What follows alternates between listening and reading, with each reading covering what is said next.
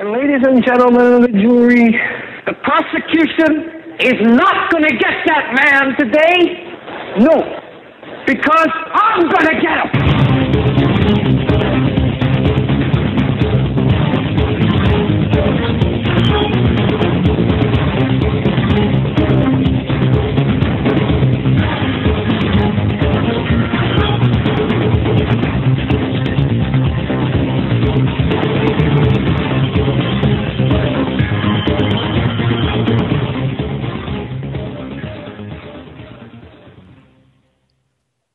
This is the Hagmann and Hagmann Report for today. It is Thursday, February 28th, 2013. I'm Doug Hagmann. With me is my co-host, my son, Joe Hagmann. Together we are the Hagmann and Hagmann Report. We are going to be bringing you 3 hours of unbiased, uncensored news, analysis, and information you need to know in these very perilous times, folks. Last day of February. And we're going to take a look back on the month of February, exactly what happened, how much news was made, what the important elements of the news were, and we're going to be taking it from there. We're also going to be taking, for a lot of the program, your calls, your concerns. Give us a call at 661-244-9839. The phones are opening now, so line up. Joe, welcome to the program. Very glad to be here in studio where the lights work. Hey, the lights are on. That's right. That's a good thing. Yeah. It's been an interesting day. We spent the day in the studio once again on our own. Together, offices, same office, didn't say a word to each other. Well, no. I shouldn't say that. We talked just very minimally. But, you know, there is so much going on. But we're going to keep an open phone line throughout the night, like you said, and take calls all night. But first, we have to hit a few pieces of information. And I want to start... Got to do that. ...on the religious stories. This out of the New American. Saudi Arabia continues crackdown on private Christian worship. Officials in Saudi Arabia are notorious for their intolerance of outsiders observing the Christian faith within Saudi borders. On February 8th, the country's religious police, you hear that? The country's religious police reinforced that reputation when they arrested 53 Ethiopian Christians involved in a private prayer service in the Saudi city of Dammam, shutting down the service and hauling the believers off to jail. According to the World Evangelism Alliance, a total of 46 women and 6 men were arrested in the raid, and 3 of the Christians identified as leaders of the private house church were charged with trying to convert Muslims to the Christian faith. Now, deviating from the article, going back to what they said here, 46 women and 6 men were arrested in the raid. Now, we see raids taking place on industries and businesses, and even in some cases private church worships ceremonies in the United States, where we never thought we'd see them before. The raw food stores. They have raided raw food stores at gunpoint numerous times. Gibson Guitars. Well, there was a water bottle company out of Arkansas.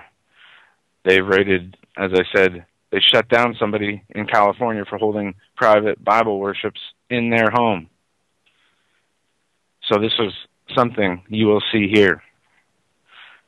Just because it's happening in Saudi Arabia, you know, they have always been very... Isn't it the fact if you have a Bible?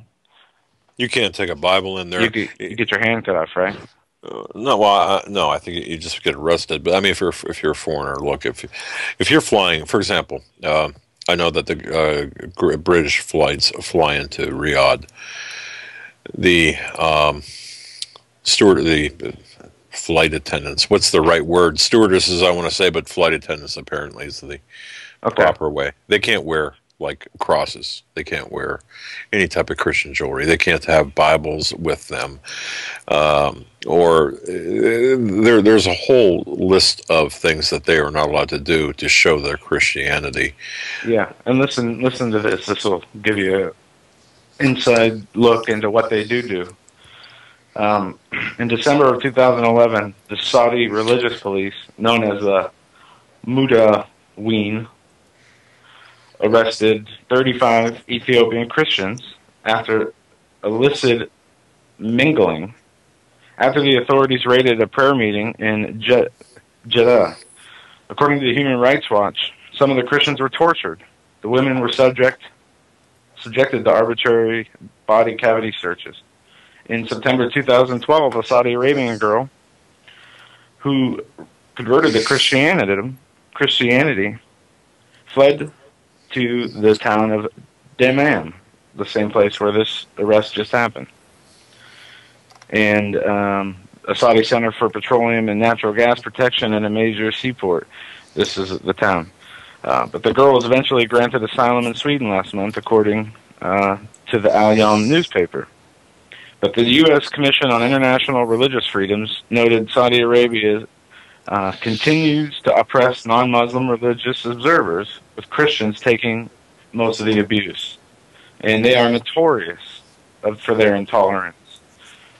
They are, like you said, relentless in their pursuit to make sure they find anybody expressing any Christian beliefs, whether through their mouth, through their jewelry, through their clothes, by a book, literature they hold. They will not only arrest them, but subject them to torture and other things. Look, they're behind. The Saudis are behind all of the mosques, 85% of the mosques in the United States. We have to remember that. So their religious intolerance is exported from Saudi Arabia to the United States. We've got to understand this.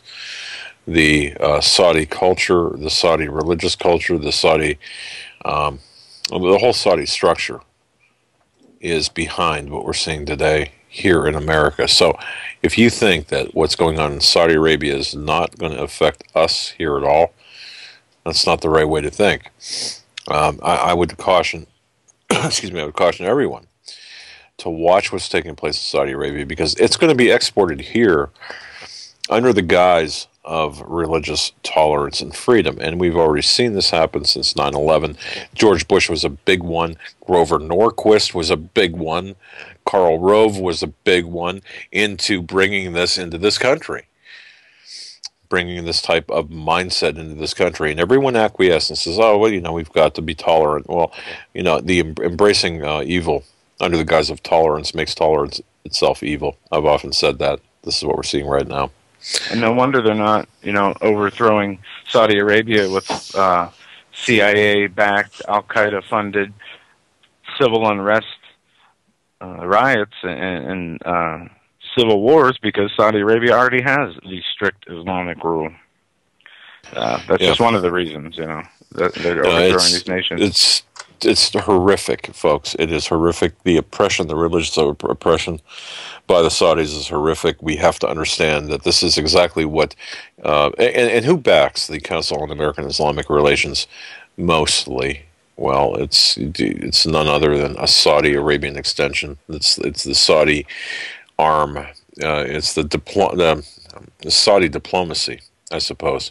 Yeah, and the girl who escaped here that I mentioned earlier in the article said that the nearly total silence on the part of the U.S. government over the Saudi religious oppression has much to do with a strategic partnership between the two nations, charging that pressuring the Islamic government to change its behavior has taken a backseat to oil and the war on terror. But I would go on to say, at the same time, the pressure for Christians in America to conform to the Obama regulations that are against their faith has not taken a back seat. They're making sure they are implementing their agenda on the Christians in America.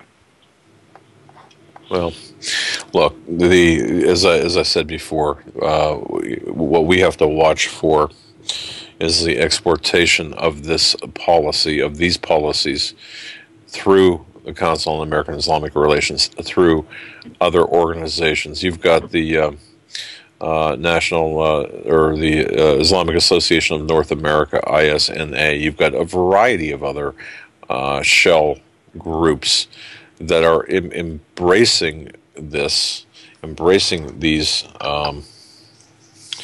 I suppose. I don't even know what I would call it. It's actually attempting. You know, we talk about Sharia law, folks. This is part and parcel to Sharia law, especially when you are talking about various countries, including Saudi Arabia, who want to criminalize the discussion or criminalize any type of criticism of Islam and make it against the law here in this country. It's coming, but they're doing it also through the United Nations, through the American Organization of Islamic States in the United Nations. And this is all part and parcel to this. So so what you might hear, you might read about this in the mainstream media. It's only the tip of a very large, very wide, and very deep iceberg, and that iceberg is what is taking place here in the West. That this is all going to be taking place in the West. But see, now let's take it one step further. Where's this going to end up? Well, the big three religions. They're all going to be assumed into or assimilated into this global religion because, well, they're spoiling for a fight. Islam is spoiling for a fight against all other religions, against Christianity, and of course, Christianity. Our beliefs are not consistent with Islamic beliefs. Certainly not consistent with the beliefs of a communist state, which is what they're trying to do. I talked to a friend, talked to a source today, a friend, and I was asking some questions. He said, well, the problem is this. You're looking at this as if you want to, well, basically as a sane person, but you're looking at this as someone who has loyalty to the United States. These people in power don't have loyalty, and that it drives this insane action. It's all just for the destruction of our Constitution and our Bill of Rights. These people don't want to reinforce our freedoms, and they want to destroy our freedoms, destroy our country. That's what their objective is. So, just want to tell you that. Yeah. So we can get to as many phone calls as we can. Wait, Islamophobia. Wait a second. Excuse me. The Organization of Islamic Cooperation, the OIC, which has been on the forefront of the Islamist mission, or the Muslim mission, to establish the equivalent of Islamic blasphemy laws in the United States. Well, during the latest summit it held in Cairo this past month, the OIC set forth new and creative ways to silence and ultimately criminalize the criticism of Islam. Now, for those who don't know or recall what the OIC is, the Organization of Islamic Cooperation, remember when Obama slipped up and said he had visited all 57 states? Well, this is what the OIC is. Okay. Now, it represents, or claims to represent, 1.5 billion Muslims around the globe. It's the second largest international organization in the world, behind only the United Nations, and the largest Islamic organization in the world. So it's quite powerful, but they're arguably the largest voting bloc in the UN, but most people never even heard of this, especially people here. Have you heard about the Organization of Islamic Cooperation within the United Nations, a 57-member state organization? Have you heard about it? If you haven't, well, this is another part of this equation. Criminalize or make the equivalent of Islamic blasphemy laws here in the West. And believe this, it was hard for me to believe, actually. In 2011, the State Department's at the State Department's request, the OIC drafted a resolution that was intended to retain freedom of expression while still addressing OIC's concerns about alleged, quote, Islamophobia. So what the U.S. is attempting to do is appease the Organization of Islamic States, and what's going to happen is they're going to run roughshod over the U.S. and ultimately twist things around. They're not trying to appease these people. This is one of their things that happened because of their agenda, more than appeasing the beliefs of the Muslims that want this implemented or want this. They are tearing apart this fabric and culture of society, and that's most important.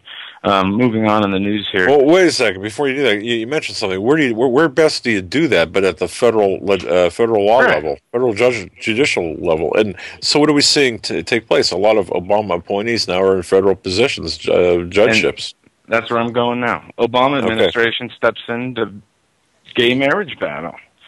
Now, this is the U.S. Supreme Court's going to be hearing arguments later this month or in March on especially Proposition 8 in California. I want to get to that, but they're going to be hearing arguments on to uphold same-sex marriages in California, and the Justice Department is urging the Supreme Court to uphold these same-sex marriages, and goes on even further, suggesting it is unconstitutional to block gay couples from getting married in a half a dozen other states.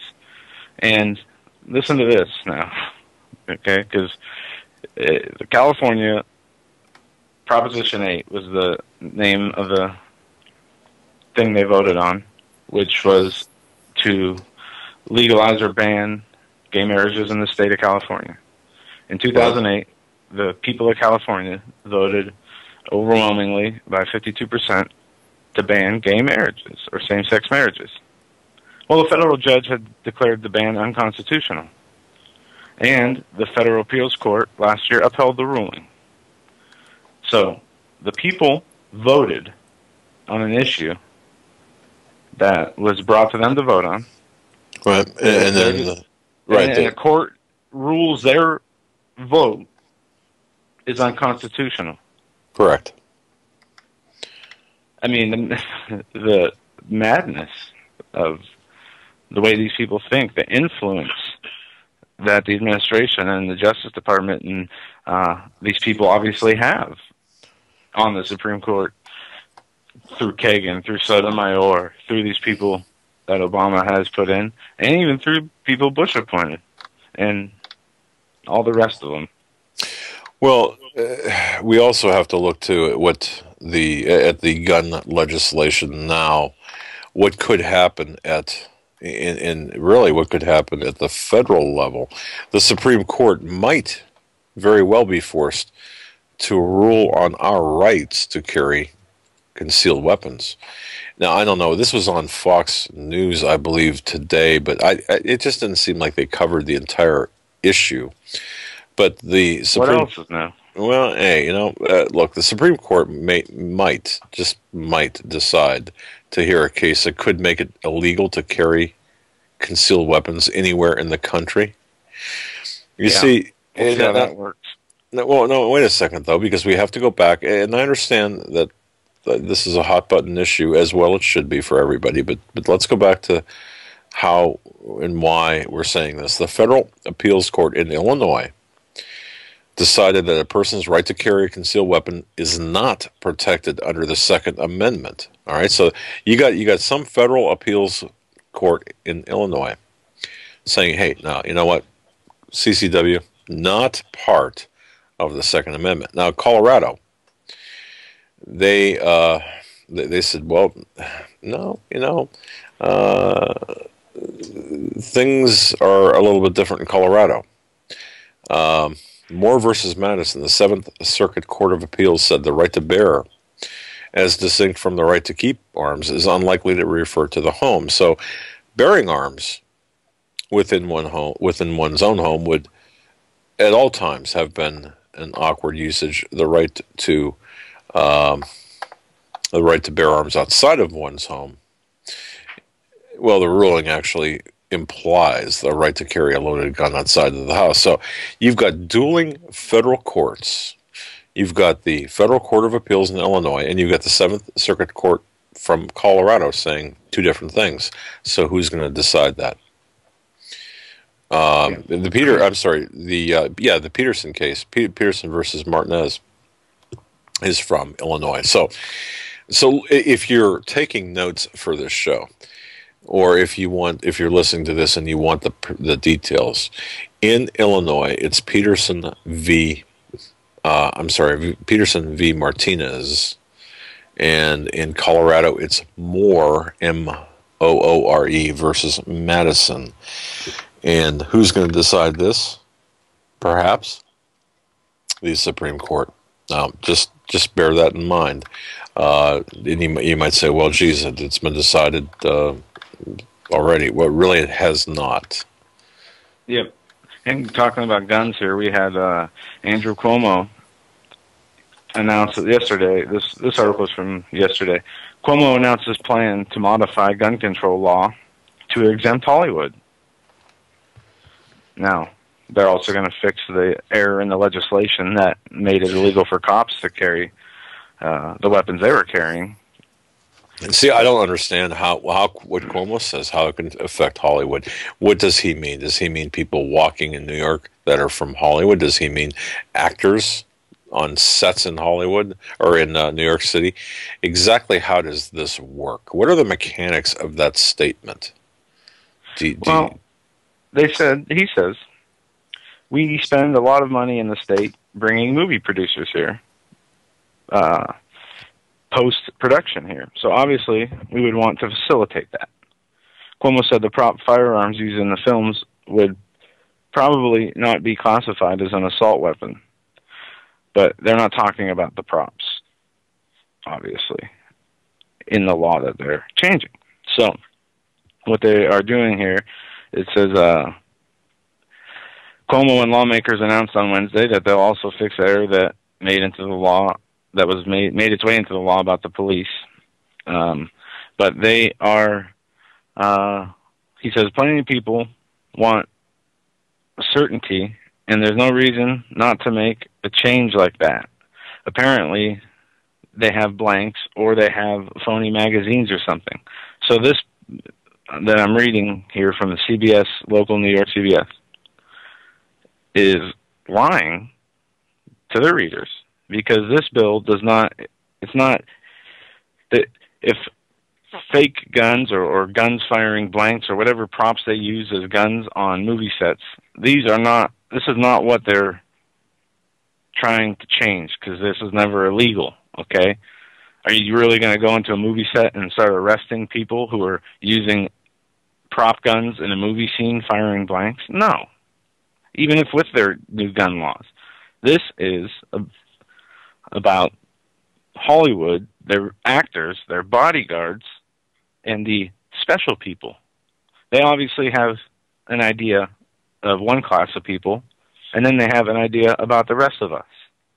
Now, whatever people refer to as Hollywood stars, NFL players, whatever they're called, the famous people, they are obviously going to be exempt from these things, like many of them are with other issues. Well, they're going to have to pass it in order for people to understand what it really means. It's kind of like the healthcare bill. That's ridiculous. But what's the reasoning given? Yeah. I mean, what's the end game objective here? And I think people are going to be, people should be just absolutely enraged. I have not commented on this. I have not wrote anything on this. The UN agreement, folks, let's look at this again, because the United Nations does not like the fact that we are allowed to bear arms. They don't like our Second Amendment, not even a little bit. And they want to do something. They want to see Americans disarmed. So under the guise of the Small Arms Treaty that we talked about, which is premised to fight terrorism and things like insurgency and the crime syndicates, the more hideous threat that's being targeted are our constitutional rights, the constitutional right for law-abiding American citizens to own and bear arms. Now, you might say, well, okay, what exactly is being targeted here? What does this agreement that is in progress, what's it entail? I'll tell you. Here are just a couple of things, and this is coming back around here within the next month. These have not yet been made public. They're out there. If you look for them, but they haven't been made public. So if the UN passes the resolution before them, the same resolution that we had at the end of last year that everyone tabled, and then Obama said, okay, we're going to talk about it. This is right after his reelection. One of the first calls he made was to instruct the U.S. delegation in the United Nations to talk about, or to get back in the talks about the UN resolution. No, the UN resolution. Well, what? They have, remember, the Organization of American States. Right. They are a branch of the UN. They also have treaties on the books waiting for the U.S. to be a part of if they choose to, that do the same thing. Basically, it is the same language that is used in the Small Arms Treaty. So they could backdoor it through a different arm of the UN under a different name. There are a few organizations like this, but the UN Small Arms Treaty is the main. Right, and you've got this coming from different, like you said, the OAS and stuff. But here are 5 issues that people have to understand. The UN Small Arms Treaty, or arms trade. We'll call it the Small Arms Treaty, because that's what it's known as. What does it entail? Well, the enactment of tougher licensing requirements, creating additional red tape for legal firearms ownership. In other words, legislative, or make it so bureaucratically cumbersome that no one's going to be allowed to own, let alone carry, a firearm. Secondly, confiscate and destroy all unauthorized civilian firearms. The only people that would be exempt from this would be the federal, state, and local municipal law enforcement agencies. Ban the trade, sale, and private ownership of all semi-automatic weapons. I don't care if it's a pistol that you have. You're not going to have it. And magazines, even though they still operate one trigger pull, one bullet, the same manner as revolvers, for example. Ban the trade, the sale, private ownership of the semi-automatic weapons, as well as the magazines, and destroy them. Create an international gun registry, setting the stage for a full global gun confiscation. What's standing behind it? The United States. So in short, overriding our national sovereignty, and in the process providing the license for the federal government to assert any type of preemptive powers over state regulatory powers guaranteed by the 10th Amendment, in addition to our Second Amendment rights. And people will say, well, wait a minute. Now, you know what? You're crazy, Doug, because the Senate's got to ratify this, and according to our Constitution. Really? You talk to me about that after it's said and done. Have no doubt, folks, that this plan is extremely real, that this administration supports it, and the fact is that in 2010, the United States, at the direction of Obama, joined 152 other countries in endorsing this treaty. And in 2012, after Obama was reelected, they drafted a blueprint for enactment, and Clinton pledged to push for Senate ratification. Former UN Ambassador Bolton, he's come out and said, look, you guys got to take this seriously, meaning us. And I just want to say this too. While professing to support the Second Amendment during her presidential election bid, remember this, folks, Hillary Clinton, well, she's not generally known as a gun rights enthusiast. Well, I'll tell you what, I'm not going to get into Hillary Clinton at all at this point. We'll just say this.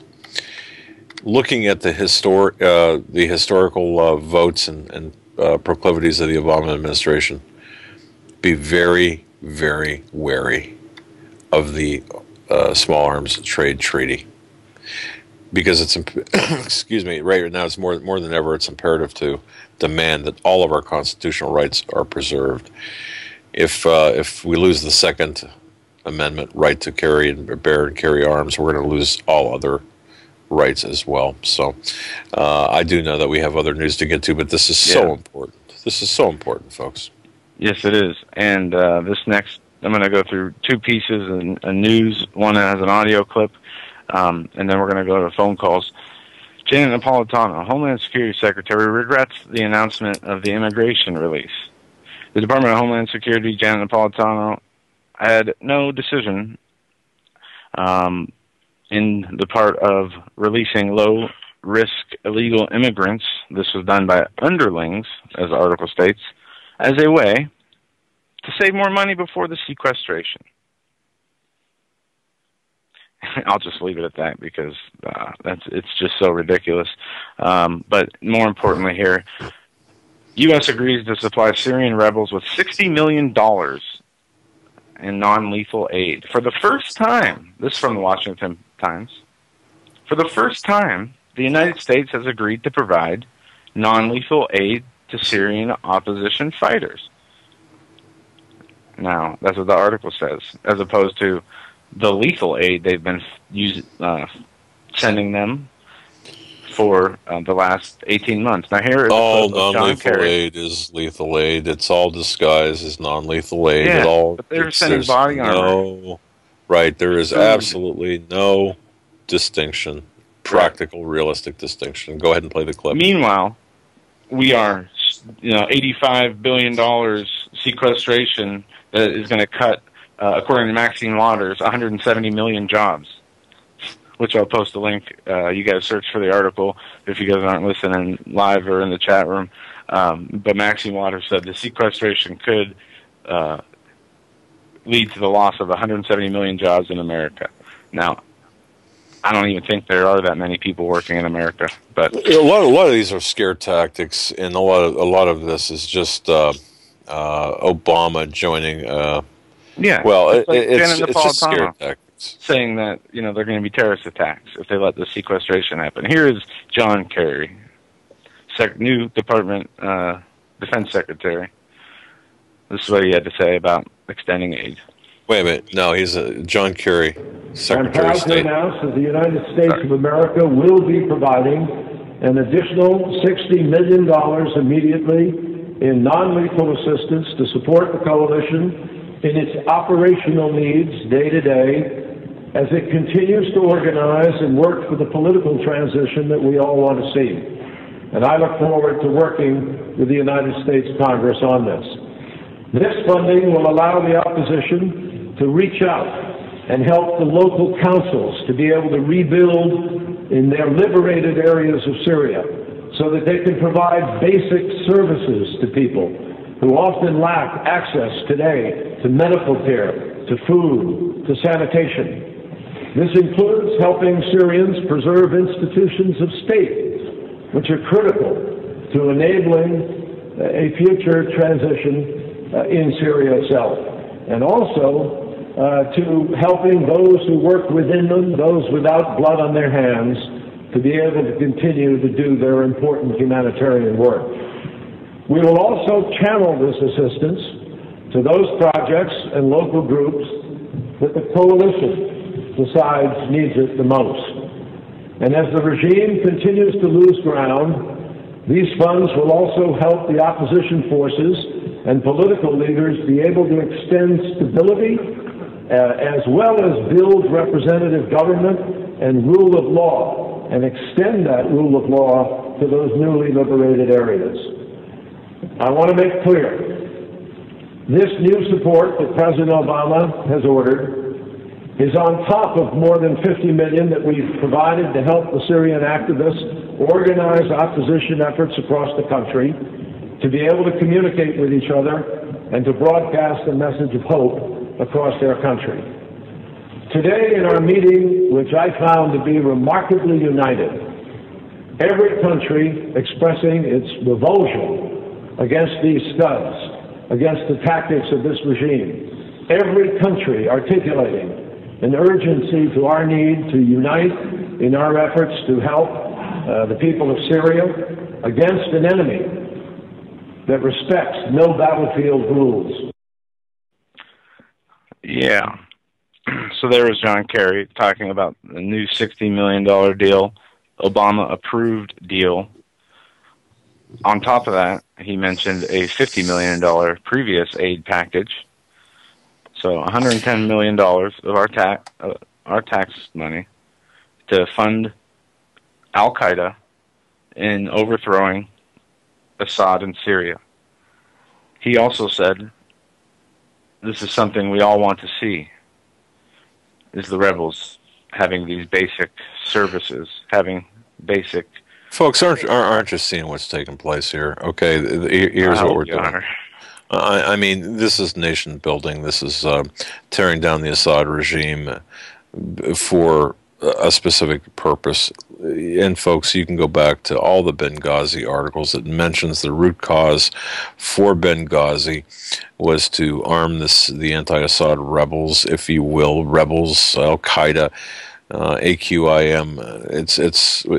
We are fighting Russia by proxy. We are fighting Iran by proxy. We're fighting Syria, most importantly, by proxy. Syria is, I want to take down Syria, of course. And this is, behind this plan, of course, is the Muslim Brotherhood. Well, people would say, well, geez, this doesn't sound right. Well, all right. We talked earlier about Sharia in the United States, and let's drag the Muslim Brotherhood into this and create a kind of a bigger mosaic. Take a few steps back. Who in the world is in our White House right now? We've got Obama, the cultural Muslim. You've got the Assistant Secretary for Policy Development of the U.S. Department of Homeland Security, Arif Al-Khan, Muslim. You've got Mohammed El-Bari, Homeland Security Advisor. You've got Rashad Hussain, Special Envoy to the Organization of the Islamic Conference, or the OIC. These are right-hand people of Obama. Salam El-Mariyati, Obama advisor, founder of the Muslim Public Affairs Council, MPAC, by the way. That's a current executive director. You've got Imam Mohammed Majid, Obama's Sharia czar, Islamic Society of North America. Remember, I mentioned that, Islamic Society of North America, ISNA. And now we have Ibu Patel, the Advisory Council on Faith-Based Neighborhood Partnerships. I tell you what, you've got 1, 2, 3, 4, 5, 6 names I just rattled off there that are Islamic. They're not born in this country, and they're making policy for this country under an Islamic or Islamically controlled regime in the White House. Now, I don't care if somebody wants to debate. You know what? If someone wants to debate that issue, please call in at 661-244-9839. I'd love to debate you on that topic, 661-244-9839. Any takers, go ahead. But moving to calls in just 1 second, I just want to cover one last article. Coming around.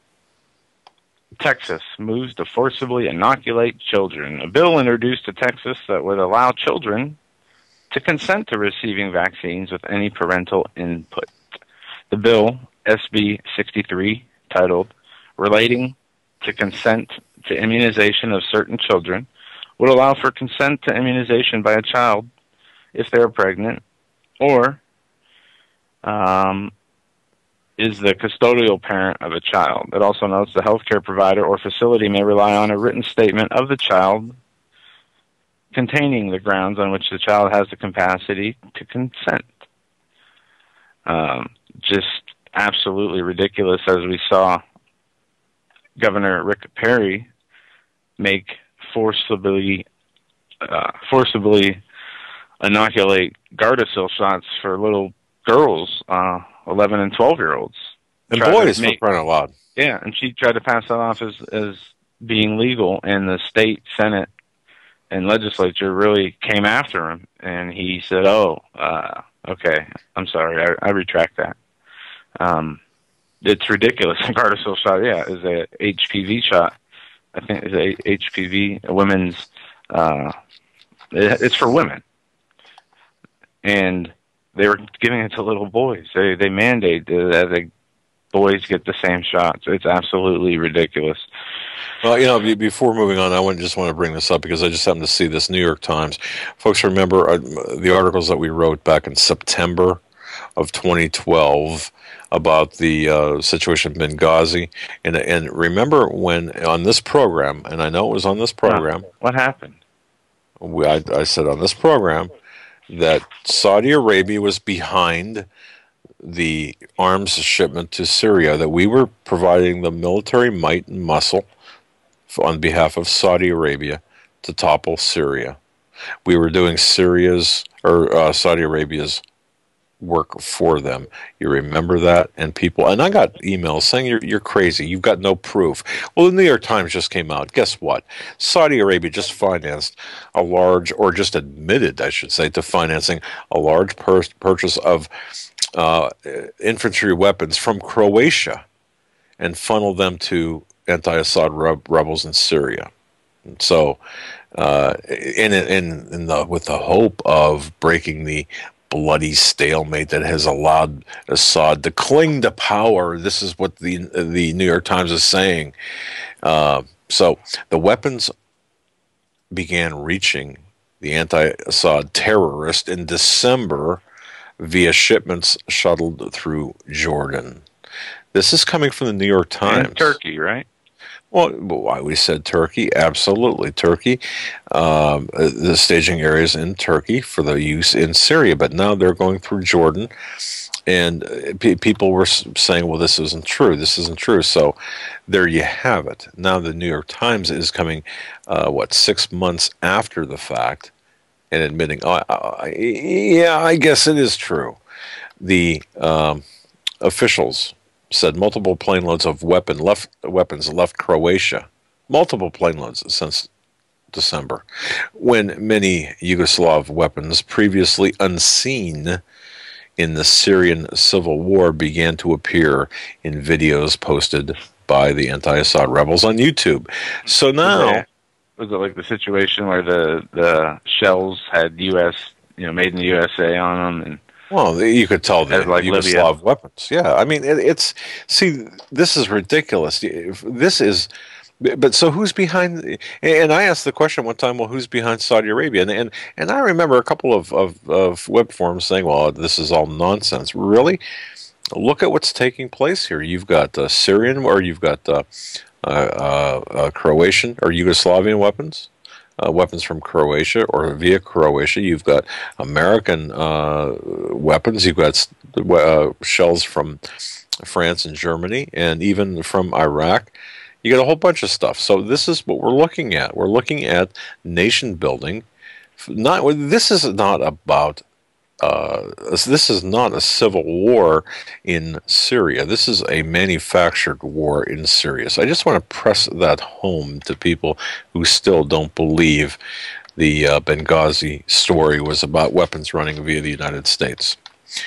Yeah, and we see the Syrian situation will not come to an end until Assad is overthrown, and that's that. We are going to go to phone calls. 661-244-9839 is the number. We want you to tell us. We want you to tell us what's on your mind, or what you think that give us a February 2013 recap. So a month in review is what we titled the show, and as well as covering news that we covered already, and some we're going to get to. We're going to take a look back at the news of the month. The important things that happened, how fast things change from 1 month to another, from one day to another. But with that, we'll go to the phones. We're going to go to area code 903 first, then we're going to go to Scott, 903. You are live on the Hagmann and Hagmann Report. Hey, gentlemen, how you doing? This is Rob. Lots to say, so I've been trying to call in for days now, so let me just kind of rattle off some things from the last, couple shows. First, sure. I love what you guys do. I hear that you guys have a lot of technical problems and stuff like that. I'd love to help. Grab my number. I did podcasting for a long time. As far as the architect thing is concerned, you need to understand, which a lot of people are missing, is this is what I call the great leveling. What's going to happen here globally is we have a country that was the big dog that now needs to be shrunk. And if you look at the Foreign Affairs magazine, they'll talk about that America needs austerity and that sort of thing. So what needs to happen is the unsustainability of America needs to be drained. That's why you're seeing all the businesses being allowed to be left, or actually, like the Gibson factory that you mentioned, is actually being pushed out of the United States. We're funding the relocation of the GE plants and that sort of thing. So that's really what's happening. We're seeing the United States being allowed to go down to a third world society. That's called post-consumer economy. Wait, call her allowed call her allowed or orchestrated? Oh, it's absolutely being orchestrated. I would say allowed because the power changed with Kissinger, basically handing the scepter to China to be the new superpower. Right. Very good. Okay. Next thing, I seen you guys. You had a power failure. Recommendation on that is the Survival Podcast, episode 1039 and 1040. They did a battery backup episode. You can find that on Solar 1234 and Battery 1234 for the replays on that. Steve Harris did a great rundown of over 6 hours total on how to do battery backups and that sort of thing. So I recommend that. Okay, I think there's a huge, let me ask you a question. Gap. Wait, hold on a second. Can I ask you a question on this? The power failures. Sure, absolutely. Okay, when we have backup generators that, yesterday, for example, last evening was actually a pretty wide power failure. It wasn't directed at us, but when you have a generator backup that fails because of it fails. I mean, we've got generator power backup, but it was the first two times we had improper. I don't want to say wiring, but that's the best way for me to describe it. Now, would generator backup? Would we still need to look at these, even though we have generator backup for our studio? It kind of depends on really it really kind of depends what the failure is. I have a lot to tell you guys about podcasting. You guys talked about programming stuff and interviewing. Sure. I said, take my number down. I'm more than willing to give you guys a hand. Joe, did you get his number? Okay, we got it. It really depends on what the failure was on that sort of setup. Redundancy is really the name of the game.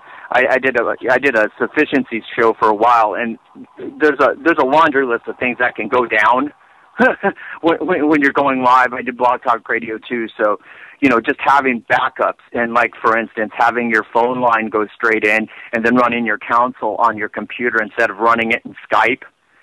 Right. So the computer goes down, your entire show goes down. Just stuff like that can really help you. Be resilient, kind of on different things that go wrong.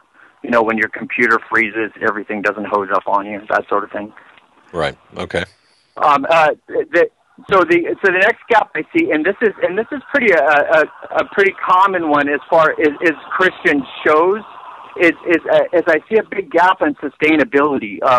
God sent us to do a homestead years back, and I still hear very little of that. It's kind of like the redheaded stepchild of Christian shows. So recommendations on that would be the Survival Podcast, Zero to Prepared. It's episode 1056 and 1057. Jack goes through, everything you need to do from very beginning. I like the caller yesterday. There's preppers out there, I guess, but it just seems to be very lacking on solutions. What people can do. I've said for a long time that if the devil can take the noose, this is always a control system, right? So if the devil can noose you somehow by finances or food or what have you, then you really can't ever do God's will. So I think that's really key, and I think that's the one thing that really kind of scares me about the Christian community is they have this idea that somehow manna is going to drop out of the sky. You got to be prepared. You got to be one of those virgins that actually have their lampstands full ready. for when God tells you to do something. Can you repeat that? Can you repeat the beginning of that again?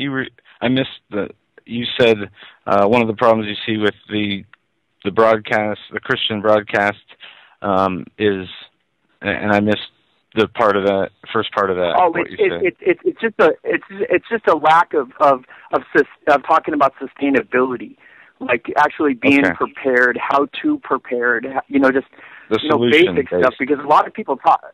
Yeah, a lot of people talk about the problem, but then they get so comatose that they don't know what to do. I did, if you guys Google self-sufficient and sustainable, I did a show for a long time. There's 60 hours out there, guys, on exactly how to prepare. If you don't use me, use Jack's survival podcast, use Jason Akers, self-sufficient gardener.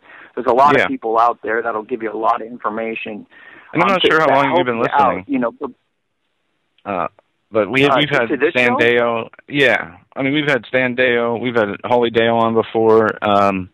And for people who talk about preparedness in many different aspects. But my belief is that that's an individual, what the Lord guides you to do, what He leads you to do, what His will is, in my belief, is the way people should prepare. But I do agree that the information should be provided if the people are led to prepare as to what and where and how they can do that. Oh, yeah, absolutely. I think it's just kind of like just the basics on kind of, what somebody could actually do. Other things is just kind of basics of learning kind of the architecture of these guys, essentials, the Anglo-American establishment, tragedy and hope. And I haven't heard him come on yet, but if you really want some science dropped on the whole, mechanism of the fall and who's doing it and that sort of thing, Alan Watt from Cutting Through the Matrix actually is just the smartest guy that I've heard that can break down exactly how this happened. Well, wait a second. You mentioned tragedy. Caller. You mentioned tragedy and hope. Did I hear you correctly? Tragedy and Hope. Yes, absolutely. Okay, that's Professor Carol Quigley's encyclopedic book, is what you're referring to? Yeah, absolutely. And then he has another one called The Anglo-American Establishment, which kind of talks about the creation of the groups that ended up, being, the Royal Institute of International Affairs and that sort of thing.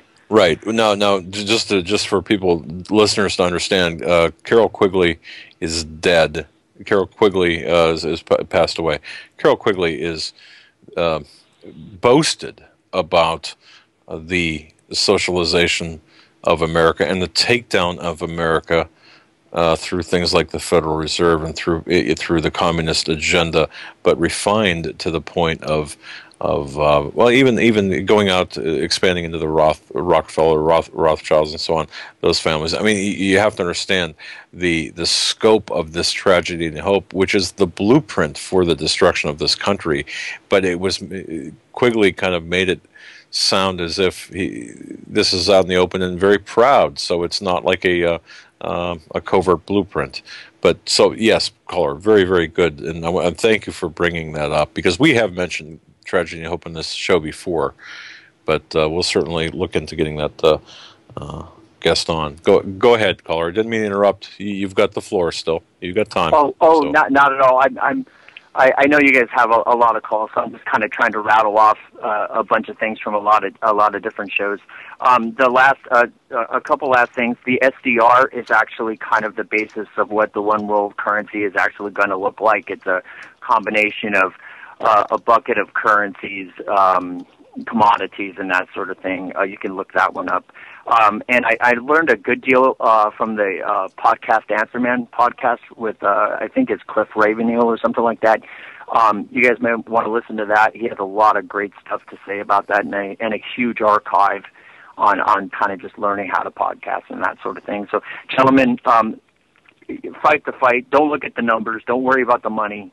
Podcasting doesn't make it. And if you need my help, write down my number. I'm more than willing to help you.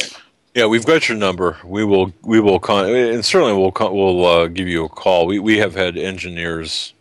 We've paid engineers. We have the best of equipment. We have redundancy built in, even out of country redundancy. I'm sure you're understanding of that. So, but certainly we can contact you and we'll discuss this certainly off air. So we appreciate that. Thank you so much for your offering of your assistance. Yeah. Thank you. Absolutely. Have a great one, guys. You too. Good call. Absolutely. Very good call. And we got a few minutes left before break, 4 minutes. Scott dropped off the line. We're going to go to Long Island. Dave in Long Island. You're live on the Hagmann and Hagmann Report. We're going to go to Long Island. Dave. Hey, how you doing now, Joe? Doug? Hey, my friend. Good to hear you. You're up. Good to hear you guys. Yeah, I got a couple of minutes, right? Real fast, I guess. What do you want to hear? You want to hear prophecy or me raging? Well, prophecy, anything to do with the Pope or anything? Or well, what do you think about the Pope? I was thinking about you, Dave. What do you think about the Pope? What's going on there? Prophecy? I kind of agree what Gray said the other night about, I don't know, some people in my church think that he's not going to be the anti-Pope, that the church is going to go underground, it's going to be persecuted. I'm seeing stuff, and I think it just might be, the next Pope might be the anti-Pope, and I think we're going to get persecuted big time. Well, let's hear let's hear what you're feeling and seeing. Well, I came up with something here that somebody turned me on to. Real quick, the false prophet will now take over the seat in Rome. My dearly beloved daughter, the schism within the Catholic Church, as foretold, will now be witnessed for all the world to see. The departure of my dearly beloved Holy Vicar Pope Benedict XVI marks the beginning of the end. I have through you, my chosen prophet, over the last 2 years, tried to prepare my church on earth for this sad event.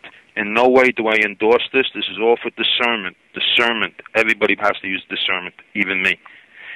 The Messianic elite have grasped control over my church, and they will wield the most wicked deceit upon Catholics. The keys of Rome are now within my hands, having been passed over to me by my Father. I will direct all of my followers so that the truth can be sustained and that my holy word remains intact. The false prophet will now take over the seat in Rome, and my word, just as it was in my time on earth, will be treated as heresy. Make no mistake, for as the deceit is presented to the world as if the new reign represents the truth, you, my daughter, will suffer terribly in my holy name, just as the prophets which came before you. My followers must remain calm and pray for the salvation of all of my most sacred servants who will be caught up in this abomination. I call on them to respond as follows. Continue to follow my teachings, never waver from the word of God, remain loyal to your sacred duties, and administer the holy sacraments as you have been instructed by me. The teachings of the Catholic Church, based on its formation by my Apostle Peter, remain infallible. Now this will change once the foundation is rock, better changes to come. Shortly you will no longer recognize my church, and you will feel very uncomfortable when you witness how my holy word will be tampered with. So that's just one no, Dave. Right okay, where'd this prophecy come from, if you know? You want the website or anything? It's was it a Catholic priest, just a person, a vision, a dream, or what? I think it might be coming from Mary to her. I don't even know the person. But it kind of makes little sense to me. Well, I kind of feel that this just might happen. So we are actually without a sitting pope right now, as Benedict stepped down, right. And we're waiting. We have a vicar, or I'm not sure what you would. I'm not sure, Dave, what you would call that, and I should have remembered from my seminary days. But you've got a caretaker of the vicar of Christ or something. The caretaker of the Vatican. Well, I mean, Let me just read this. Can I just read this real quick? Yeah, Can I just say this? They will say that he was guilty. This is what I really heard too, and I heard from other realms. They will say that he was guilty of a crime of which he is totally innocent. Now, understand, everybody, the commies, the homos, they want to infiltrate the Boy Scouts. They want to get into the Cub Scouts. They love new meat. These perverts out there love new meat. You got to understand that. I had said some time ago, Pope Pius XIII heard Jesus and Satan talking and saying, "I will have your church in 100 years." He came up with the Saint Michael prayer. Pope Leo XIII, back in the late 1800s, said that it had to be said after every low mass. When the new Vatican II came into effect, it was totally disregarded, and it was never said at all after that. People do pray that, but it's not done in the masses said throughout this country after every low mass. So total disregard for what he had said. So the communists, the pedophiles, all of them infiltrated the church. I mean, where else would you, if you want to have so much sex with boys and everything and that, where else could you get so much fresh young meat than by becoming a priest and being so close to these little young boys? I mean, that's like hitting a home run for these perverts. So just know that these priests, it's been infiltrated, just like the Boy Scouts and the Cub Scouts and everything else were being infiltrated from every which way. So, I just want to let that be out. And Dave, let me speak a little bit on your behalf, though, just real quick, okay? Because I want to say this. I've got a great deal of respect for Catholics who are true Christians, okay? And we're not talking about the Catholics, the Catholic religion. We're talking about men who have corrupted the seat of the Vatican and the conclave and that entire Vatican City. Are we not, Dave? I mean, or am I misrepresenting of what you're saying? No, totally. Right here, I got another thing from Akita, Japan, where the Blessed Mother, it's recognized as an apparition by the Blessed Mother in the Catholic Church, Akita. But for your discernment, again, this is what she said to a nun in Akita, Japan, back in '73, the beginning of abortion. The work of the devil will infiltrate even into the church in such a way that one will see cardinals opposing cardinals and bishops against other bishops. The priests who venerate me will be scorned and opposed by their confreres. Churches and altars will be sacked. The church will be full of those who accept compromises, and the demon will press many priests and consecrated souls to leave the service of the Lord. I mean, I went into a church one time, and I seen on an altar a triangular stone, a stone. This many years ago, underneath the altar was a stone. There was no cross, nothing. Not even a Protestant cross. Usually, not even that, a bare cross. This thing had a stone under it, and it gave me the eerie creeps. Yeah, that would. Wow. Okay. Dave, we're up against the top of the hour break. I want to thank. You want to hold on? You want to hold over? Yeah. All right, man. Could I say one last prophecy of this?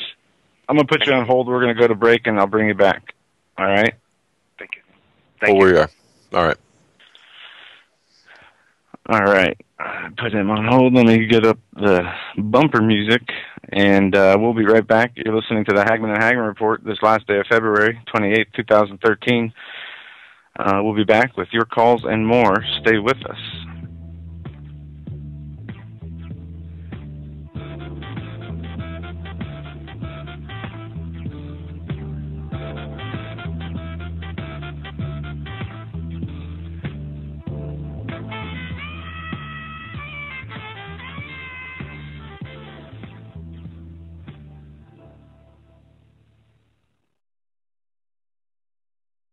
Hi folks, Doug Hagmann here. You might know me as the co-host from the Hagmann and Hagmann Report, or as a frequent guest on Coast to Coast AM with George Norrie. If you're like me, you're tired and confused over today's headlines. You just don't know where to turn for accurate, concise information about really what's going on, what's truly going on in today's society. If you don't know where to turn for accurate, well-researched, and properly vetted news, I've got a suggestion.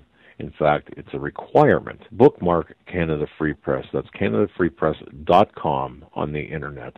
It's just not for Canada. It's for news across the world. Judy McLeod, founding editor, has put together a vast array of talented writers like Kelly O'Connell, Daniel Greenfield, Dr. Eilida Johnson-Powell, a lot of guest columnists, very talented writers. Folks, that's Canada Free Press at CanadaFreePress.com. Now mobile-friendly. Follow on Facebook, because without America, there is no free world.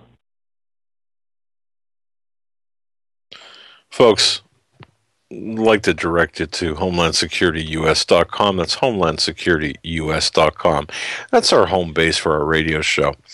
One of the people that, or one of our sponsors, I guess is the way to put it, that keeps us on the air. What a wonderful couple, Carl and Lori Granlund. Granlund Firearms, GranlundFirearms.com. I've spoken about them before. They're great people. Visit their website, GranlundFirearms.com. They're from British Columbia. So if you're listening up in Canada, check them out. Check out their gun stock list. Look at their photo gallery on their website, and certainly sign their guest book telling them that you heard about them on this program, the Hagmann and Hagmann Report. And while you're there, too, check out the T-shirts and hats, the news that they have. And again, I got to tell you, look at the pictures, some of the most beautiful pictures I've seen. That's GranlundFirearms.com. Go to HomelandSecurityUS.com, click on the box where it says Granlund Firearms, and tell them that Doug and Joe sent you.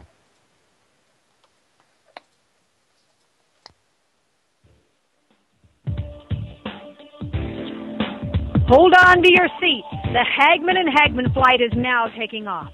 Doug and Joe Hagmann have cleared the runway of TSA agents, jihadists, political crackpots, and global elitists. Now get ready for some real news. Here they are, Doug and Joe Hagmann.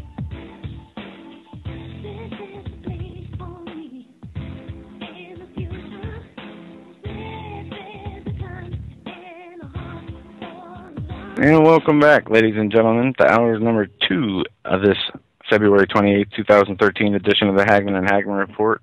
This is a month in review. The first hour we covered a lot of important news of today, and we've been taking phone calls, and we're going to be taking a look back on important news throughout the month. Before the end of the hour, we had Dave on the line. We're going to bring him back on, but before I do, I just want to say this, and this is nothing against Dave or anybody else who listens or reads these prophecies of... and Joe, give Dave a chance to respond to after you say this. Get his opinion on this, too. I'm just very wary of anything that is not in the Bible. And I'm not saying it's wrong. I'm take everything to the Lord in prayer is what you should do. But I'm just wary of these prophecies, but I've seen many that seem to be accurate or foretell future events in a way that is odd. So, but either way, Dave, bringing you back on, you had a third thing you wanted to read. Thank you very much, guys. Thank you very much, and God bless you both, and everybody else in the chat room and out there in God's land out there, and even you evil people, evildoers. I understand firmly, Joe. And I'm not taking this. This is not written in stone. This is not written in stone to me. I don't expect anybody to really believe this. Could be all made up, made up by the person who received this. So I don't endorse this at all. It's like Pierre said, food for thought, something to chew on. Take it like that. But I agree. I just want to say they will say that he was guilty of a crime of which he is totally innocent. Again, I'll say this: I don't know. I feel that he was pressured to leave. I think I can't explain it. I don't want to get all into my feelings or whatever. But he is old. But there's a reason why he left. I don't understand it all. I don't think anybody's going to know until we get to the other side. But they must not fret. Although, all right, and I'm gonna skip that. The next year will be very cruel and very distressing for you, my beloved disciples, and my last true pope. He who was maliciously and deliberately plotted against has been treated just as I, Jesus Christ, was beaten and scourged. They will now try to kill him, just as they killed me. They will say that he was guilty of a crime of which he is totally innocent. So I'm not going to go into the rest of that. It just instructs the church and everything like that. But it's saying that he was guilty of a crime, and I kind of feel that somebody like Obama would probably use that against the Pope to destroy the church, to destroy him. I think they would use that. I think there's cardinals, forgive me, oh Lord, there's cardinals and bishops that probably hate the Pope. There's nuns out there I know that want to become priests, that want to change things, and I know that they probably want this Pope out, and so we'll see from there. But can I go on to something else from the third secret of Fatima? And this goes out to all you evildoers out there. And again, I do believe this, but to you people out there, I'm not putting this on anybody. Food for thought. The children of Fatima were taken into hell. And it says something like this. So this is something for the evil people should really think about. She opened her hands once, and she has been doing... the rays of light seemed to penetrate the earth, and we saw as it were a sea of fire. Plunged in this fire were demons and souls of the damned, in human form, like transparent burning embers, all blackened or burnished bronze, floating around in the conflagration, now raised into the air by the flames that issued from within themselves together with great clouds of smoke, now falling back on every side like sparks and huge fires, without weight or equilibrium, amid shrieks and groans of pain and despair, which horrified us and made us tremble with fear. It must have been this sight which caused me to cry out, as people say they heard me. The demons could be distinguished from the souls of the damned by their terrifying and repellent likeness to frightful and unknown animals, black and transparent like burning coals. This vision lasted but an instant. How can we ever be grateful enough? All right, okay? So that's just a little something of what hell I do believe would probably be like. You can. I think most people probably maybe not believe that, but I think you can probably believe that that's probably how it is. Well, yeah, all you people out there. I'm sorry. No, Dave. I was told this by once again a very good friend. Hell is definitely a very real location, but and think about this. Hell is a place where logic and reason does not exist. Nor do any attributes of God, godly attributes. Right. Which is a lot, and I'll explain it later the way I understand it, but it has a lot to do with the way you feel, your strength, because we're given strength by God. But go ahead, Dave. Sorry. Yeah. I went on Tribulations I showed before. I got attacked, my sound and everything, like sometimes with you, and I know I'm mocked, and I know they know who I am and everything like that. But I went to the doctor. I had to renew my blood pressure medicine. I'm sorry to get into this, but I had to renew my blood pressure medicine. So I go to the doctor. They were going to do blood tests. I didn't fast. She didn't do the blood work. I didn't get these 2 cancer tests. I don't care. And so the girl takes it, whatever. She takes it. Blood pressure is normal. Then the doctor comes in at about 3-5 minutes. She takes it. Your blood pressure is low. I mean, what is it? Something over 50 over 80, something? What? She goes, yeah. She says, are you sick? I says, no. She goes, well, I want you to get an abdominal ultrasound. Something about an aneurysm. Well, I feel great. I ain't going back. That's it. I got my blood pressure. She put it over there. I'm going to go to Kmart tomorrow. I'm going to get it checked on the machine out there and see. I mean, maybe she's practicing for Obamacare or something like that. Maybe she's getting, maybe they fax her something. She takes it, the nurse, and then all of a sudden it drops down to really low like that. It don't make sense to me. But I'm not even scared. I felt a little funny, but when they started messing around with me, when I was on Tribulation Show, and then I burnt my pasta sauce, I just started to get enraged, and my power of the Holy Spirit came on, and then tribulation. I heard that beautiful praising the Lord song or something, and I used to be a drummer, and I started drumming with my 2 parakeets over there, and I'm drumming on my legs, and I'm going wait, Dave, you didn't place. grab your 2 parakeets and use them as drumsticks, did you? I mean, you said you were drumming with your parakeets. parakeets. No, I'm saving them for my last dinner. I'm saving them, guys. All right. You had me worried there for a second. All right, my friend. Well, look, you got to take care of your health, because we have to be both physically and mentally and spiritually strong. We have to be spiritually, mentally, and physically strong. I'm strong, the Lord saved me. I should have died. I said this a few times. I should have died about 4 times in my life. He saved me for this time. If He wants to keep me here, He'll keep me here. I won't have an aneurysm. That's the way I believe. I'm sorry. That's the way I'm believing. I got cured another time. I'm putting it in His will. I'm be 61 years old pretty soon. And that's the way it is. I'm sorry. I'm not trying to be mean to anybody or you, Doug, taking your advice. But that's the way it is. I'm putting my life in His hands. If He wants me to stay here, and I think He does, I think He really wants me to stay and maybe face the guillotines or something like that. And I will. I will not. I will not deny my Lord, you evildoers out there, if you think the guillotine is going to scare me, because the Lord has shown me great, great miracles, and look at His glory that He has done on this earth. I'm sorry. Right. Absolutely. With that, Dave, God bless you, my friend. Take care, and thanks for the call. Everybody. And keep in good health, everybody. I'll keep you in my prayers. That's all I can do for you. God bless. And us for you. He should have died a few times, and he's here for a reason. Well, there's times where you and me were in some pretty compromising situations and came out smelling like roses when the should have been the other way around. I don't think that smell was roses, but okay, go on.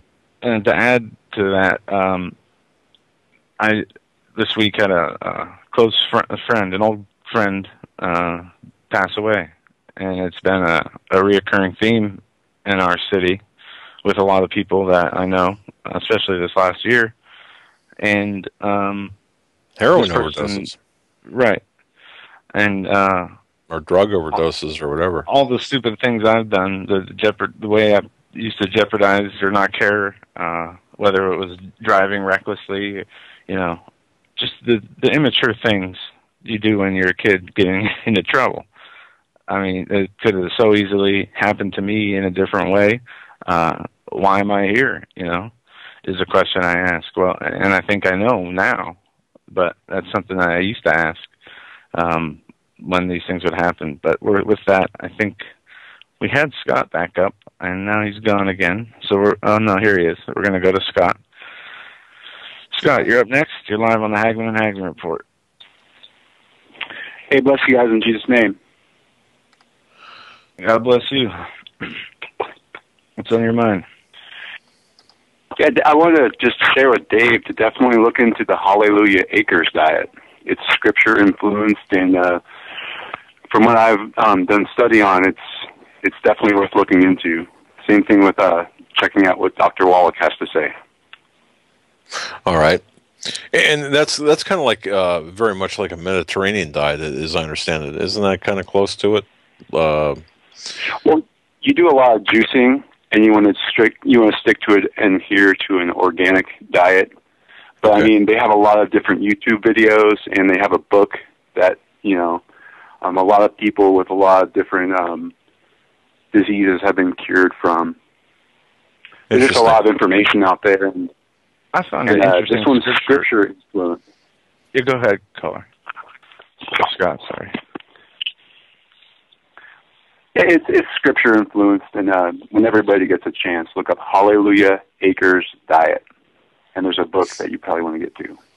All right, we'll do that. In fact, thank you. What else? I want to write that down.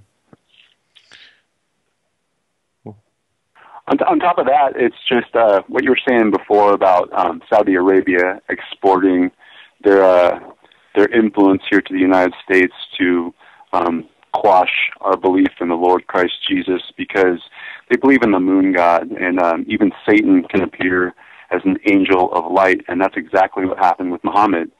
And again, it's an issue of spiritual maturity, and if you have to physically harm and if not kill people because of their beliefs, I'll be happy to die professing the name of Yeshua HaMashiach, because he is my Lord, he is my Savior, and he redeems me. Okay. Now, okay.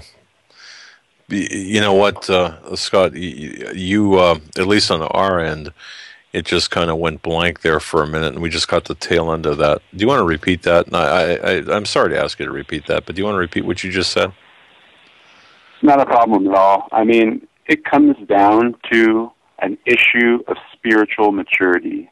And okay. with Islam and the Saudis exporting their influence here in the United States, it should be no surprise. We have Hegel, who's a Muslim, and Obama, which lies about everything, and he's definitely a part of Islam.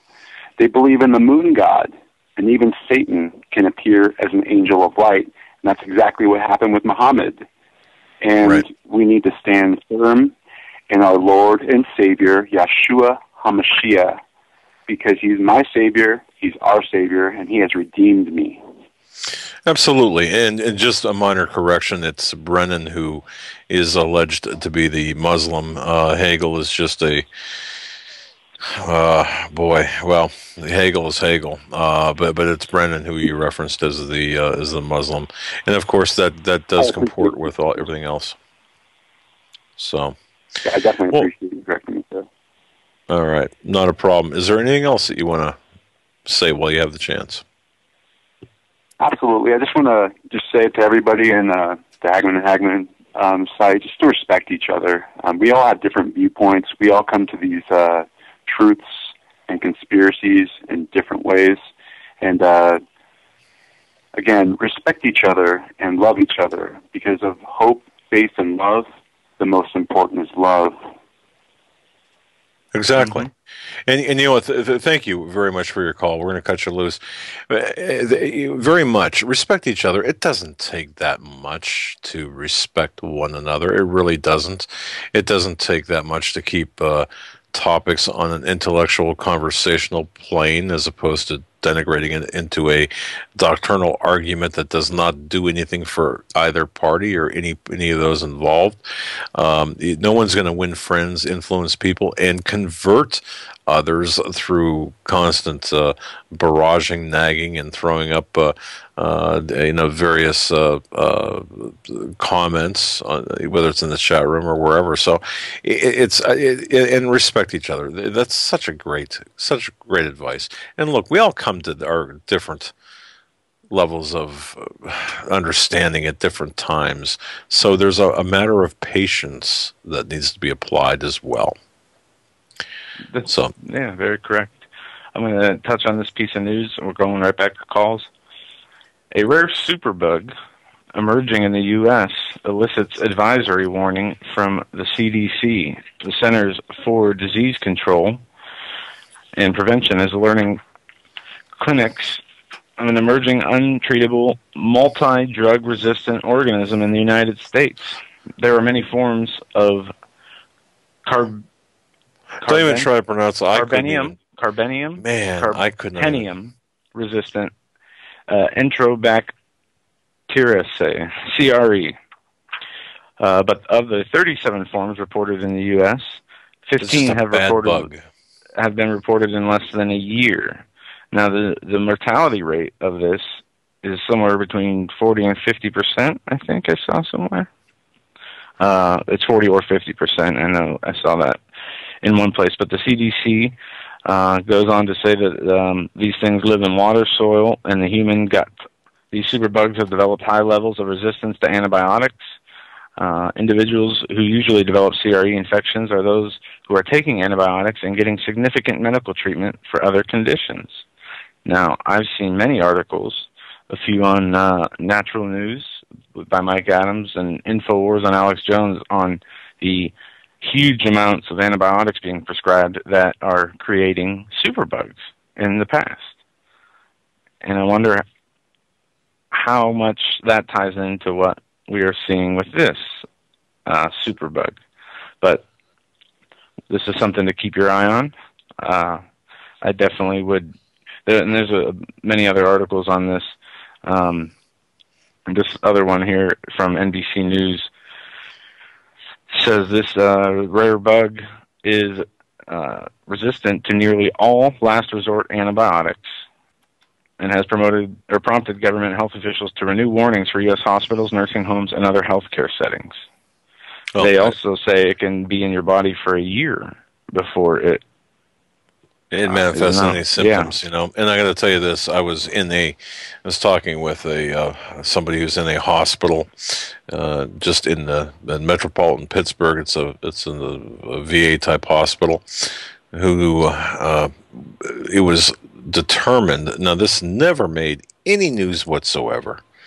How about Legionnaire's disease being running rampant and actually killing or causing the deaths of 5 people in this one hospital in metropolitan Pittsburgh? Did we see this on the news? No. What is going on with this Legionnaire's disease now? And as I had asked some questions with some people, with some staff, it come to find out it's just not that one hospital, and it's not limited to, of course, VA hospitals, but other hospitals as well. That there have been cases of Legionnaire's disease reported with mortality at each location.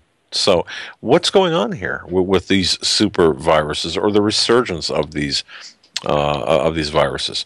Well, this from Wired magazine: antibiotic overuse may increase superbug evolution rate. This is from May last year, and it talks about flooding our environment with antibiotics. And people might not know this, but it's in the waters. It is in some of the foods we eat because of what they feed the animals. So it's not actually just taking the antibiotics or taking antibiotics when sick. There's more to it than that. And there are more ways of ingesting antibiotics than you would know, that I even know. I'm still learning, how these things go through. They say, antibiotics, drugs consumed by people end up in sewage. They go through... Well, people flush medication down their toilets, and they throw it out in the garbage, and it leaches into the soil. You've got like you said, the injections into animals, the food supply. All of this is making us more antibiotic resistant, or resistant to the effectiveness of antibiotics. So anyway, let's change topics here. You want to go back to calls? Yeah, let's do that. All right. Area code 205. You're up next. You're live on the Hagmann and Hagmann Report. Good evening, gentlemen. How are you doing? Good. How are you? Fantastic. Hey, this is Ken in Birmingham. Hey, I really like the really cute station break there when you have Dr. Laurie Roth on there, and she talks about clearing the runway there for you guys to start the show. It's really cute. Did you guys write that, or did she write it, or what? No, actually, Laurie had done the copy on that, and she did it all. And Patrick from Carey Engineering did the background, and that's her song. Actually, she's actually singing that song. She's got, and a lot of people don't know that she was big in the country western music scene before her radio career. And that's her singing as well. That's her song, which she has licensed us to use for our program. So, what a great lady. Yeah, I thought that was her singing. She just needs to slightly recut it and maybe take it even further. Like, we want to thank you for flying Hagmann and Hagmann Airways tonight. And if you put your seat in the upright position and store your tray table, we'll be taking off shortly. All that spiel that they give you, before you do a takeoff on airlines. Yeah, exactly. Take it a little further, but, yeah. Hey, I'd like to ask you guys a question, and I don't want to go over old information, but I just thought I'd ask this question. I hear you every now and again say something to the effect like, whoever the man is at 1600 Pennsylvania Avenue, whatever his real name is, if he's a real citizen, et cetera, et cetera. Have you guys seen that documentary DVD that was entitled Dreams from My Real Father? Yes, I have. I have not, okay, all right. but I've heard lots about it. Yes, I would highly recommend that to anybody that has not seen that. Dreams from My Real Father, done by a guy by the name of Joel Gilbert. And I think if you Google Dreams from My Real Father, it will take you directly to his website there, where you can see some amazing pictures.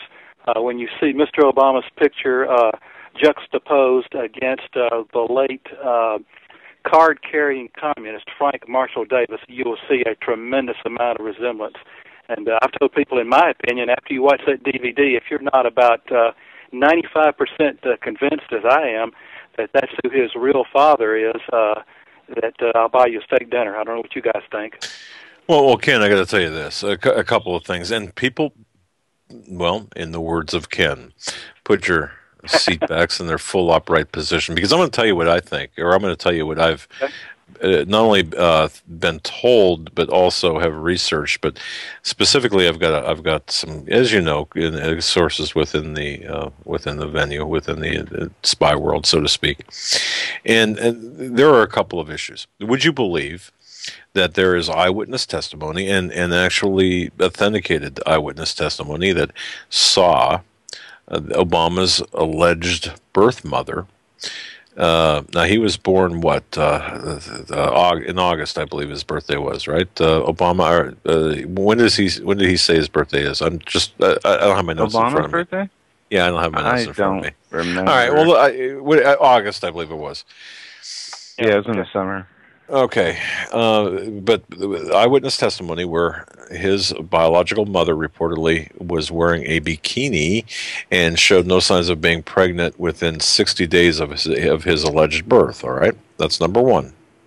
Number two, Frank Marshall Davis, as everyone knows, or should know, was very heavily into pornography and also S&M type of behavior. And if you don't know what S&M is, you're better off for it. But that that said, it has been reported that and Dunham was a subject of Frank Marshall Davis in that type. In fact, there are photographs of Obama's mother in compromising positions with Frank Marshall Davis. So, yes, we don't exactly. And the Dreams from My Real Father by Joel Gilbert, if you haven't seen that video, if it's still available, or haven't gotten that DVD, I would urge everyone to get it. I'm not saying that's 100% right with what Joel Gilbert stated, but I'll tell you what, he makes a very good case that we don't know who this guy is. And one more thing, too. Has anyone thought, too, going back to one thing I mentioned about the Perm Airport and the Russian, when he was on the Junior Center for Illinois, Obama, or whatever his name is, and he was on the U.S. Air Force plane that landed in Perm, Russia, in the Ukraine, and was stopped for 3 hours. The Russian KGB would not let him go, and they grabbed his passport and sat him down in a room for 3 hours. He was with Luger at the time. This is back, like I said, when he was a junior senator from Illinois, traveling on a diplomatic, I believe, passport. But there was something wrong with the passport. What if I told you that Obama, because of, at least from a passport perspective, Obama could be a British subject? Now, if you think about that, okay, let's just think about that for a moment. Am I saying that it is? No, I'm not. But there was rumors that, let's just say, for example, Obama is Obama, and his biological father was from Kenya at the time of his birth in 1961. Well, Kenya, being a colony of Great Britain, would make him, unless he renounced or changed his citizenship, a British subject. So now, think about that through the perspective or through the lens of what we're seeing today take place with our money supply, and the fact that Obama and Congress is kicking the can down the road, and the return to Camelot, or the King Arthur type of British Empire, where the British Empire will never set, and we will be subjugated back to Great Britain again. Who better to do it, or what type of person better to do it, than a subject of the crown? Again, I'm not saying that this is, but this is something to think about. That's a good point. Yeah, very interesting. Okay, all right. Yeah, but I do recommend that to DVD. At one time, I was told that documentary was the largest selling documentary on Amazon, and I just went and looked a day or two ago. It's still out there on Amazon, or I'm sure you can probably find some used copies on eBay. But yeah, I highly recommend that anybody hadn't seen it, grab a copy of it, look at it. I think you'll find it very interesting. Well, all right, gentlemen, thank you very much. I appreciate it. All right, my friend. God bless. Take care. Yeah, all right. Bye-bye. Thanks, Ken. And you know what, Ken, or you know what, this caller and Joe, Ken mentioned, isn't it amazing that 5 years after Obama has landed, or whatever his name is, because really, looking at it from Obama, Barry, yeah. He actually has 3 different names: Barry Obama, or Barack Hussein Obama II. And there's a legitimate question of if he actually rechanged his name to Barack Obama. Correct. Changed his name back. He has not released any documents. We don't know, and so his name could very well be Barry Soetoro, or Barack Hussein Obama II, or there's a Sabarka, as Jerome Corsi had found, and others traveling. That name was originated from another passport, with his mother's passport that he was traveling under as well. So we don't know technically what his legal name really is. We know what we're told it is, but we don't know what it really is. So, and those people might say, well, you saw his birth certificate. No, we saw a digital depiction of his birth certificate, but who saw the real thing? Reportedly, one reporter saw his actual hard copy birth certificate. Could that person authenticate it? Did that person have the ability to authenticate it? No. So who in the world is in the Oval Office with his finger on the button of our nuclear arsenal? Who in the world is in the Oval Office taking our country down, along with every one of these Republican and Democrats? Who's there? And why is no one asking these questions? When I'm saying no one, why is no one in power asking these questions? And I'll tell you why. Because, as I've often said, this country is a captured operation. We are a captured operation. We've already been taken over. The gates, the enemies are already inside the gates. And we have allowed this to take place. Not one instance of, hey, wait a minute, let's ask the right questions at the right time. Yeah, you're right. I get very passionate about this, can you tell? Not that we get the correct answers. No. See, we would demand the right answers. We would demand the forensic analysis and authentication of who this man actually is. Okay. One more thing, though. Wait, just let me throw in one other thing out for you folks to think about. We talked about mind control. Yeah. And Manchurian candidates, didn't we? Yes. Are you going where I think you're going?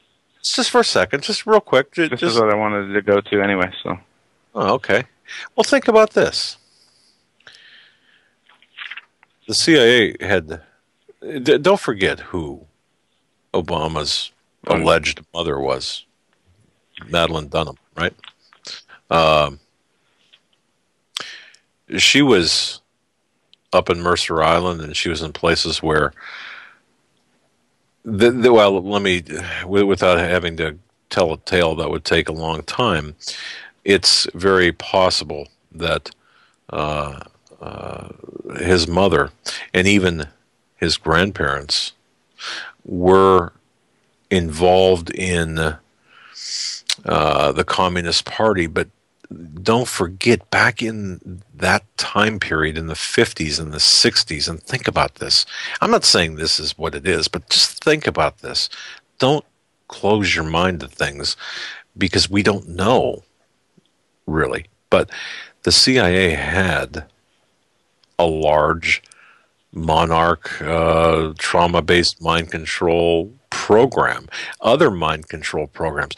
Wouldn't it be consistent with programs like the CIA operated to groom, for example, people like Obama's mother, who happened to work with Geithner's father in microfinance? Do you think that's is that an accident? Yeah, I don't believe in coincidences of that nature. But as we go through the lineage What would you think? I mean, think about this. Could Obama not be, or is it possible that Obama could be at one point, maybe they were grooming him as a CIA cutout or an operative. They actually created a legend for him. When I say a legend, I'm talking about a background, which is why we're not seeing any background right now, which is why, by the way, Brennan, who's been involved in the CIA for 25 years, is now coming back around and being put in that post. Why? Well, CIA all the way. So could Obama be a type of Manchurian candidate or a cutout from the CIA? Because don't forget, too, he was traveling in 1981, 81 to Pakistan. And where'd he go after Pakistan? Did he go? Now, this is also during or shortly thereafter. Well, no, I'm sorry. This is during the shortly thereafter. This is during the Taliban and the Russian war in Afghanistan. So was he perhaps operating on behalf of the CIA?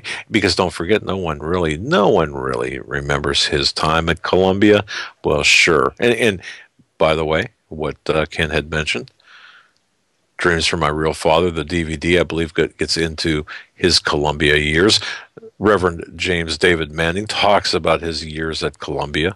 Now, I don't have my notes. I've got a notebook, a regular notebook, spiral notebook that is filled with notes on. I don't have my notebook in front of me, so this is just from memory. But could it be that maybe Obama was a CIA type of operative? And but see what happens with CIA operatives is they get to a point where they can't stomach things, or they're not that good at various things, and they kind of get washed out. Where do CIA washouts often go, if not private industry? They go into diplomatic positions. That's right. So just some food for thought.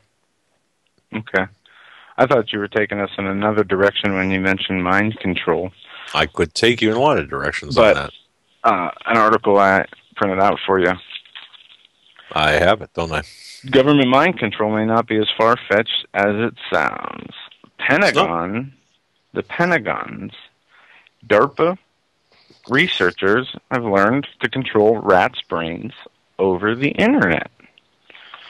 Now, this might sound like something that is just a lab experiment that can only be applied to rats.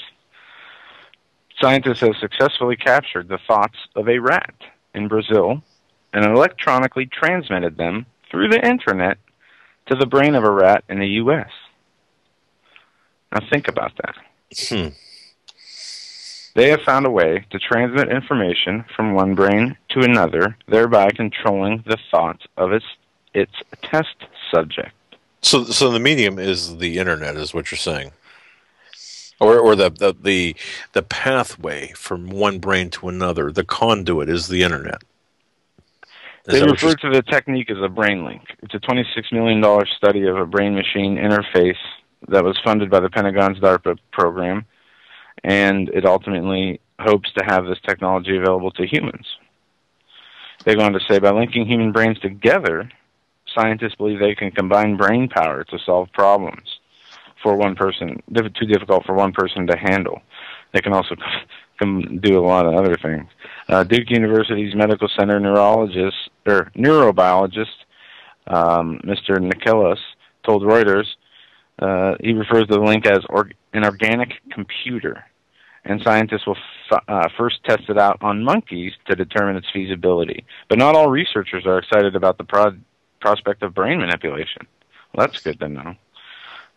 Having non-human primates communicate brain-to-brain raises all sorts of ethical concerns, one neuroscientist said.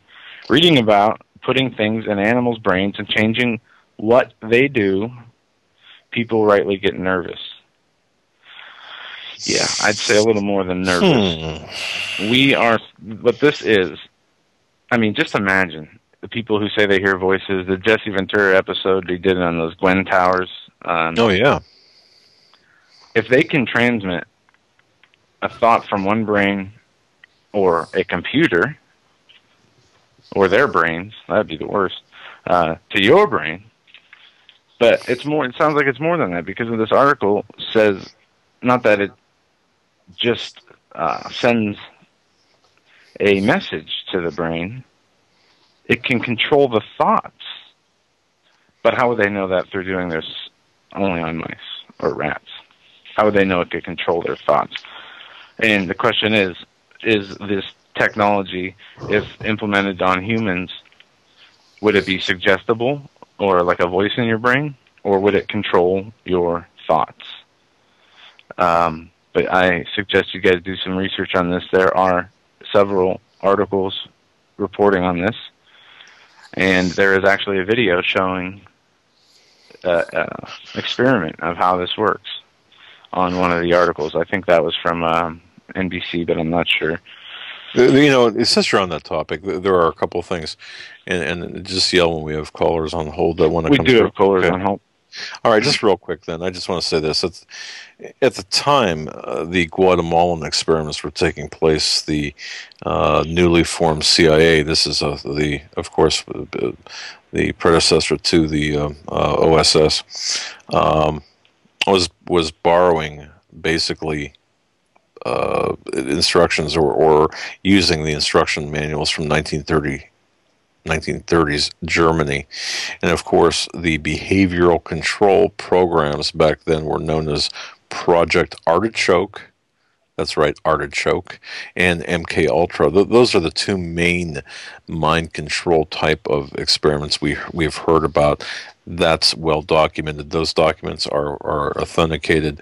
Artichoke is the agency reference for the study of special interrogation methods and techniques. These special interrogation methods have been known to include the use of drugs, chemicals, hypnosis, total isolation. You've heard of the, what do they call those? Sensory deprivation tanks, and a form of psychological harassment. Oh, yeah. The sensory deprivation is a key method of torture. Right. And what that is just pretty much isolation, no food or water, and confusing you so you don't know what day, what time, what hour it is, you know. And it's actually, yeah, you're right, and there's much more to it. But if we have callers, let's get to the callers. But I just find it very interesting and extremely important to really understand what the CIA has done, and in particular the mind control experimentations, because I believe we are all victims of trauma-based mind control to some extent, unwittingly, right. Of course. More on a suggestible level. But yeah, we're going to go to the phones. It's a 305 area code. The number to call in is 661-244-9839. And if you want to speak to the host, you want to speak to us, come on air, press 1 after you dial the number. That prompts us to know you want to be on air rather than listen, because a lot of people do listen via phone. The area code 305, we're coming to you next. You are live on the Hagmann and Hagmann Report. Hi. Hi, guys. There? Good evening. Yes, we are. What is on your mind tonight? Oh, okay. Well, I came across an article that's published. It's updated today. In the link, I'm not on the chat, so I'll give the link so people in chat can look it up. It's www.worldwatch.org/node, NODE/5993. And what it is it says, U.S. leaders support Law of the Sea Treaty. It was updated today, February 28th.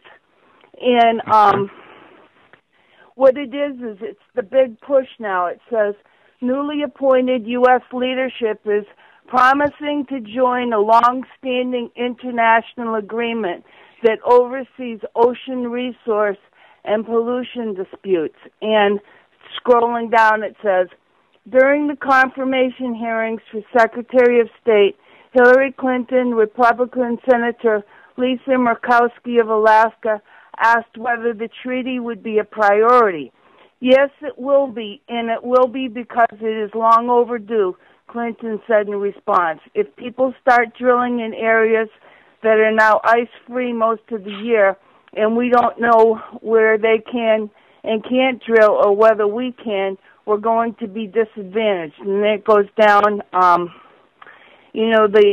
what this actually means is that the waters will come under the control of the UN. Okay? So if the waters become under the control of the UN, the way I see it, that can bring NATO troops, UN troops into our ports, okay? And I'm just saying this is a slippery slope.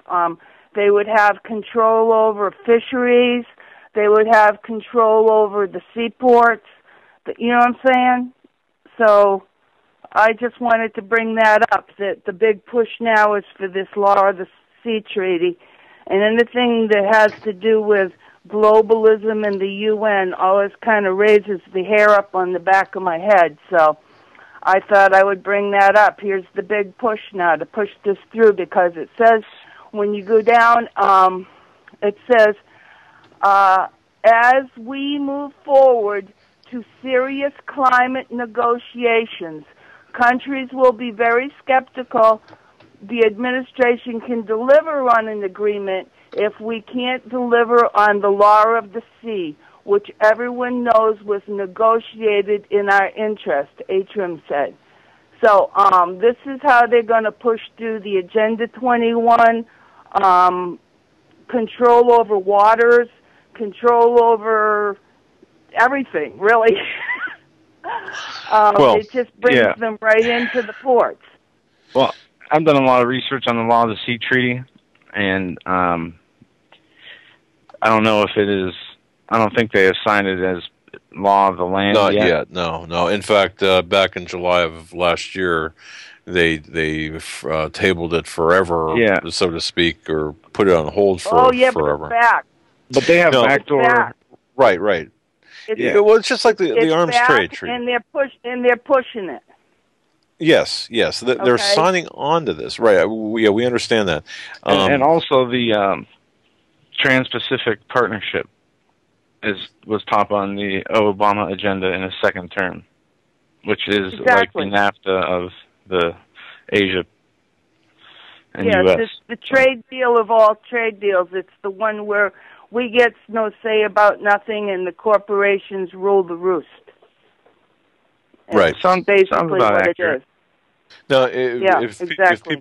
The Law of the Sea Treaty it originated as part of the United Nations back. I think it was back in the 70s.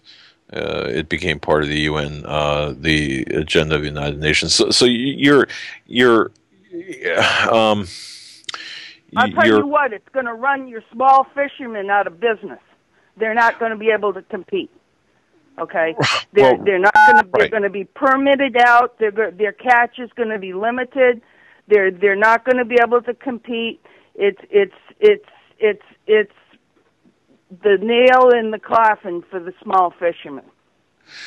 Right, so, and it had various levels of support through the years from the 70s to today. We're going to keep a close eye on this. Obama is internationalizing a lot of issues. The Law of the Sea Treaty is but one of many initiatives. Will it become an actual treaty? Will it reach treaty status? Will it be ratified? Yeah. I'm just bringing it up with it's red alert. Well, we definitely have UN deal. We have to watch it. We have to watch it. It's an international treaty that does set some standards. Maritime commerce it affects. They can come in. They can monitor your water. Okay, so I'm down here in the Keys, right? And if you're on water down here, I'm on a dry lot. But if people are on water, they're monitoring, your water runoff. When it rains. Okay, They can be coming around and testing your water, and so you could be fined if there's too much water runoff that goes into a canal or this or that. It's just going to be a way to tax people and tax people and tax people till we're all broke and in the poorhouse. That's basically it. And when you can't afford no more, they'll take your property and, whatever, Right. Well, anyway. It's the Agenda 21, if you will, for the near shore. So, very good. Well, appreciate your call. Let me give you a little trivia here that's kind of interesting real quick. All right. Over on Beast Watch News, I saw they had a little article posted up that was written by P.P. Simmons, and it says, Stunner, Obama to make triumphant entry into Jerusalem, same day as Jesus did on a donkey. It says, Barack Hussein Obama will be making his triumphant entry into Jerusalem, his first since taking office, on the same day Jesus did, the 9th of Nisan, the 20th of March. Not only that, folks, Jesus rode into Jerusalem on a donkey. Obama will be riding into Jerusalem as a Democrat. And what is the Democrat Party symbol? A donkey. Was this planned or merely coincidental? We report, you decide. Right. Interesting. And we talked about that. In fact, that gives me a chance to correct this, because I kept saying, too, Obama will arrive in Israel the same day that the sacrificial lamb for Passover is chosen.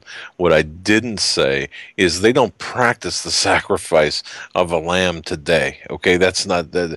I didn't say that. I kind of thought that was implied, apparently, but I apologize. But that's another piece of the puzzle, caller. That think about that, arriving the same day that they would select. Yeah, and as a Democrat, a donkey.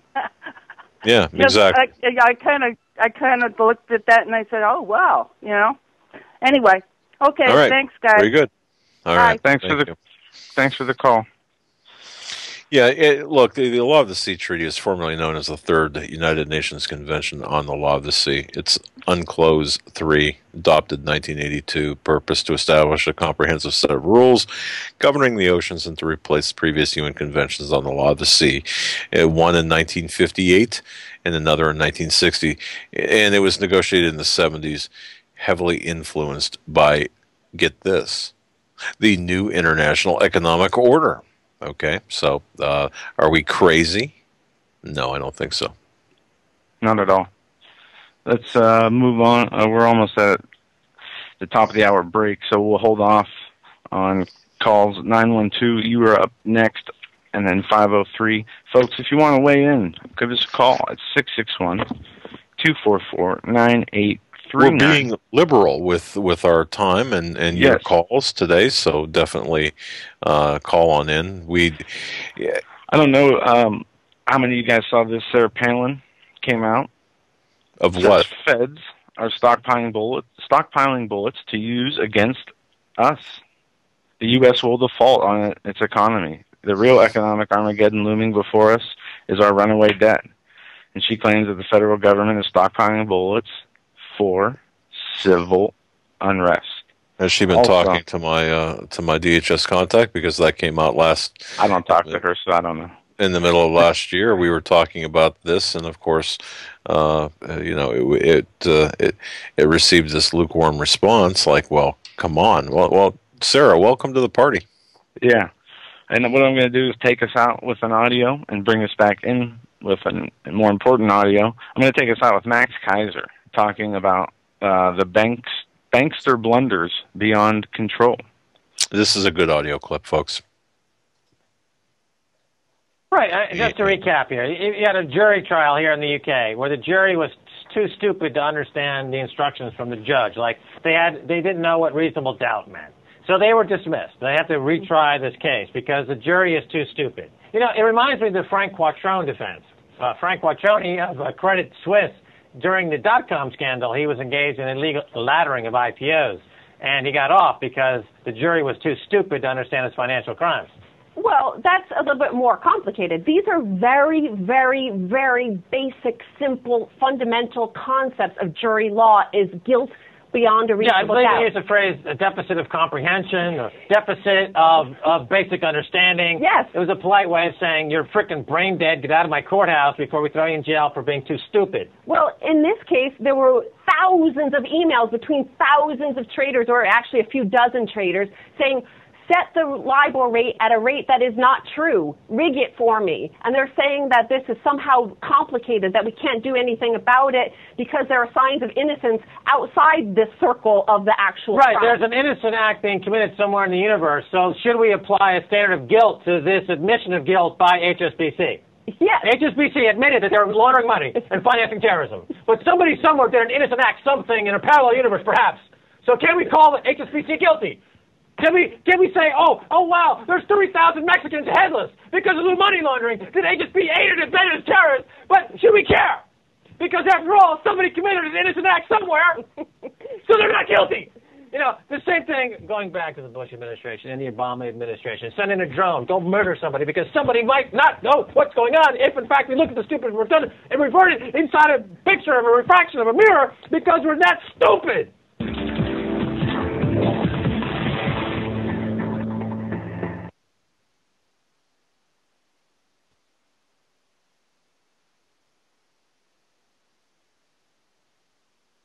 Survival of the fittest. In any and all situations, survival is your number one priority. That requires being tough and thinking smart.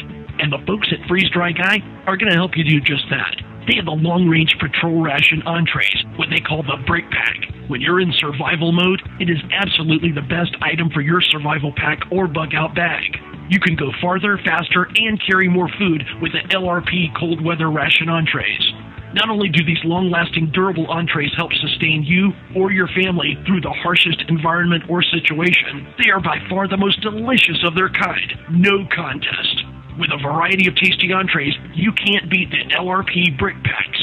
Let Freeze Dry Guy help you in your survival situations. Go to freezedryguy.com. That's freezedryguy.com. Or call 866-404-3663. That's 866-404-FOOD.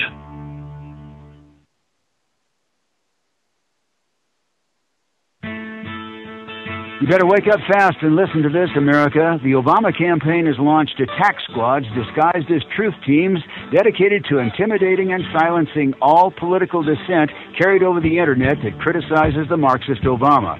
Truth squads specifically focused on covering up Obama's endless trail of lies, corruption, and subversion, and using the Gestapo power of our own government to police and censor the internet and shut down websites that dare to carry the real truth about Obama's Marxist coup. Remember the names of these Gestapo-style agencies that work right there in your neighborhood. KeepingHisWord.com, KeepingGOPHonest.com, and AttackWatch.com.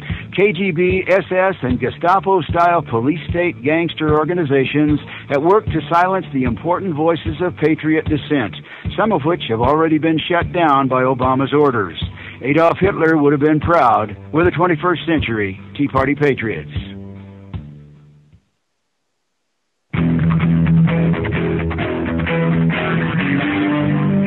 Doug Hagmann. One guy that doesn't need a bullhorn to get your attention. You want answers? I want the truth! You can't handle the truth!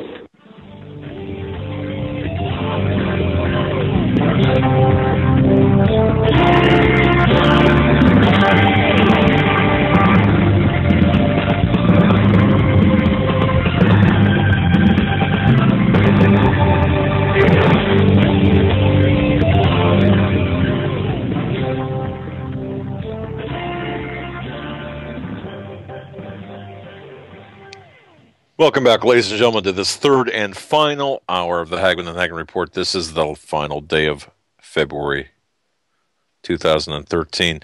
Folks, we're taking your calls to find out what you think is one of the most important or the most important news story or set of news items for the month of February, or even year to date, whatever you might prefer. Where are we at where are we at? What's taking place? How close are we to things going hot? Speaking of which, Steve Quayle, in his Q alerts, remember the Financial Insider we had on? You can listen to that program. We had him on one Friday for 2 hours. It was a great program. Madness has gripped the globe. None this person, this source, goes by his first, the initial of his first name, V. Madness has gripped the globe. Economic implosion that will rearrange the grand chessboard of fiat currency. Now, before I just touch on this, please, folks, if you haven't had the chance, definitely read the article. That part 1, part 2 should be out tomorrow. I'm going to do my best to get it out tomorrow, of the architects of our economic demise. But think about this. As madness seems to have gripped the globe, it seems at the end of this lunacy will be an economic implosion that will rearrange the grand chessboard of fiat currency. And of course, the U.S. dollar as it stands right now, which is nothing more than a Federal Reserve note, essentially without value, practical or without technically without value, but its value lies in the free flow of oil and the promise thereof. But the coming day of reckoning, according to this V, will shatter the dreams of central bankers and crush the aspirations of politicians who hide their avarice in cloaked altruism and ignoramus ideas. How do you like that for a sentence? As the Fed has been purchasing mortgage-backed securities and pumping away with the QE infinity, they have once again created a problem that they themselves can never fix. And boy, it sounds very familiar. If one were to look at the money supply in this nation, one can see that deposit rates are far outstripping loan rates. Now think about that for a second. Deposit rates are outstripping loan rates. So there are more deposits than there are loans being made. So putting this in perspective, a normal person on the street, dead broke, no money in his pockets, Main Street America continues to be decimated, and yet bank deposit rates are at an all-time high. So what does this mean? When the crime lords at the Fed, Bernanke, are you listening, decided to buy mortgage-backed security, the deal was to purchase the accounts from primary buyers and leave the cash, the cash as a deposit at their account with the Fed itself, okay, to which the primary buyers have access to. So in other words, it would go back to the Fed. Well, the primary buyer would simply take the cash and deposit it at one of their member banks, and voila, instant $1 billion deposit. The problem is that the economy is so broken, unsure, and unstable that member banks can't loan out those deposits, as the risk for business ventures is at an all-time high. Who wants to start a business in this economy? Corporations are unsure and weary of the market. That future growth investments have all been put on hold. So what does it all mean? According to this source, he puts it this way. Picture a massive boat that has a very shallow bottom and is very top heavy. The ocean liner will be called the USS Economy. Once a very lavish ship designed for and retrofitted for good times and pleasures. The very top floors, the decks, the top decks, contained all manner of entertainment, food, buffets, everything. Shows, bands, everything. The only problem is that the boat was designed for only fair weather, and to make matters worse, the crew had gone on a drug binge and just happened to destroy all the navigational equipment and radar and such. So on top of that, good news, on top of this good news, this very top-heavy ship is heading straight into the mother of all typhoons. I mean, can you just imagine? Think of that. Top-heavy boat, shallow, very bottom. No navigational equipment. Drugged up fools as captains and pursers and what have you, heading into the mother of all tycoons. This, folks, is what the U.S. economy is. What once was a battleship tempered by conflict and fueled by rugged individualism now has been refitted to a pleasure liner with very shallow bottom and a very heavy top. So the Fed has made the the Fed has made the economy top heavy on top of everything else. These madmen have created on top of everything else these madmen have created in the marketplace. The extreme supply of deposits will be, well, more gasoline to the fire, to the soon coming hyperinflation and currency bust. So according to what this source is saying, we're going to see, because of how things are playing out, hyperinflation, meaning loaf of bread, what? And by the way, the other day when I went to buy a loaf of bread, I couldn't believe it went up like 75 cents a loaf.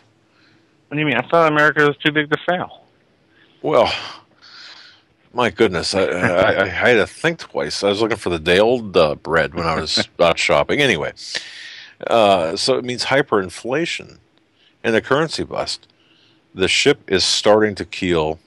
It is time to head for the life preservers of precious metals. So, smoke them if you got them. I'm kidding, of course. But if you have the means, precious metals might, because of their low cost or low price right now relative to what they were 6-8 months ago, they might be a good investment if you can afford them. And this would be a good time for me to say, folks, how are your preps coming? If you went to the store this week, did you pick up just something extra? Did you pick up a bag of rice maybe? Or two of cans of whatever you eat? You don't have to go out and spend $1 million on freeze-dried food. If you can, fine. I mean, not $1 million, but you don't have to spend all that money. But what have you done prep-wise? Now, this is Thursday, folks. So think over the last 4 days, if you have the means, what have you done prep-wise? Maybe $1 or $2. Hey, when I go shopping, and I do. By the way, I love to grocery shop, which is kind of a hidden thing. Yeah. I got to tell you, I love grocery shopping. I love to look at the prices and say, okay, and coupons, man. I should carry a purse, right? No, sorry. I like to see how low I can get my total cost of goods. But hey, 10 cans for $5 of soup, for example, not a bad price. And then throw $1 off coupon here and there, and then double if you go on double coupon days. It takes a little work, but you can do it. So once again, I ask you, how are your preps coming? So that, according to V, on Steve Quayle website, that's stevequayle.com, and it's right there for you to see. All right. Top message. All right, we're going to go to area code 912. You're up live on the Hagmann and Hagmann Report. Hey, how y'all the brothers doing tonight? Excellent. What is on your mind tonight? Actually, a guy put it on my heart to talk about the difference between humble or being humbleness or having humbleness and pride. Satan fell from heaven because of pride. A lot of things that man does, the reason why man eventually is going to believe he is God is, once again, because of pride. And, I listen to some of the callers, talk about, they come to me and, they come with their guns, I'm going out and blazing glory, and they're not going to take this, and I'm going to do this, and I'm going to do that, and I understand that, because I feel the same way. But those are, I believe, emotions that we have to get in check, which takes us to the humble side instead of the prideful side. The connection between the two, I believe, is faith. And I always talk about faith every time I come on here. But I really believe it's a catalyst to be able to not actually have to be here in the storm. Once again, like the 10 foolish, the 10 virgins. You had 5 wise and 5 foolish. Now, the 5 wise, they had extra oil in the lamp. Now, you look in the Bible what oil is and what oil is supposed to be. That's the Holy Spirit. And if they have extra oil in their lamp, that means they have a closer relationship with God. So they could hear the voice of God. They won't hear in the prideful side of the brain, the rational side of the brain, but they're actually in tune with the heartbeat, the soul, the essence of the Father. So when the Father said, get up, go, they got up and they left. Now the foolish virgins, the other 5, even though they were still virgins, they were pure. They had good intentions. They meant to do good, but they did not have that extra oil in their lamp. So when it was time to go, they won't go. They didn't leave. They actually stayed. And they had to deal with the tribulations. And I believe, we're coming at a time now where, yes, we need to physically prep. Yes, we need to protect ourselves. That is a God-given right. But I also believe that God doesn't necessarily want us to be violent. I believe that there could be another way instead of just being this violent way, saying I'm going out in a blaze of glory. And more or less, is this what God wants me to do? Does God want me? I have a family. I have a wife and 2 kids. One's only 7 months, and another is on just about to turn 2. So my thought process can't be, I'm going out in a blaze of glory, because I got children to take care of. I got responsibility, so I can't sit here and just think of my pride. I have to think about the spirit that God has given me to see the insight of what's coming now. That's why we have the signs and the wonders and the book, the Word of God, to give us insight on what's to come. Because that day is not supposed to come to us like a thief, I'm sorry. No, you're exactly right. I was just agreeing with you. It's not supposed to come as a thief to those who are watching and waiting. And what you said at the opening about the difference between, pride and how people act and humility. Let me just interrupt and just say I don't think people who are saying this are talking about being doing this in a manner that's going to rob their families of themselves, but rather what these people are saying is, look, I'm not going to die on my knees. I'm going to fight, because once you agree to be in submission, or once you agreed, let's say, to be taken to a camp, if you will, those non-existent camps everywhere, you're gone. And what good what good are you to your family then? But who makes the choice of the way you go out? Do you, or do you let the Lord guide you? What I was saying. Oh, I see. Okay, that's caller. What I'm saying, and when that happens, you won't have to be there when they're coming to get you to take you to the FEMA camp, because God has already told you they're coming. It's time to go. So we won't be put in that predicament to have to make that choice. Do I want to die on my knees, or do I want to die in a blaze of glory? Oh, I see. God might have another part of your life that you still need to live in, and people that you might actually be able to save. And I understand we must protect ourselves. That's true. But I believe before we have to come to that particular conclusion, God will give us a way out, because he doesn't want to see his people that way. But it's only those ones that study the Word, that are in the Word, that are humble. Just like Joe talked about praying for the president. That's a humble man. A humble man that can actually come, forget my ego, forget how I feel as a man. Let me look what God told me to do. God told me to pray for my enemies. So I'm going to do this out of faith. Once again, we got this faith. It's the faith that's going to be able to give you the reality or the unction to hear the voice when it's time to go. But if you study more of the carnal mind, or things of the physical, things of man-made, and not more of the spiritual, then you don't hear God, because God is always talking, but he's talking in a still voice. And if we're too much loud in our emotions about I this and I that and I, then we're not hearing them. So then we'll be put in that predicament when now we have to make that choice because we were the foolish versions. We're still doing it. The intentions were good. You know, that's the thing about the foolish versions. It's not that they were doing this thing to be, you know, wrong, because they were still virgins. They were still clean, but they went about it the wrong way. Their mentality wasn't on the things of the spirit, but it was more or less on the things of the physical. And I believe that's what I'm saying as far as them being able to come in and do whatever they're going to do, because people have a choice to listen to the spirit or listen to the emotion of man, is what I'm saying. Yep. You hit on a key point on the emotion. With something we mentioned, people need to have their emotions in control. Otherwise, and that's what they teach military, SWAT teams, police, in any situation. You have to keep your emotions out of it because it clouds your judgment. And about praying for Obama, I got to tell you, it took the Lord, it took me a long time to let the Lord change the way I thought, because a year ago I couldn't do that and do it with a whole heart and mean it. And thankfully today I can. But that, I wish more people would go in that direction. And go ahead. Okay. Oh, okay. Well, what I was going to say is one more thing I just wanted to speak on was the youth.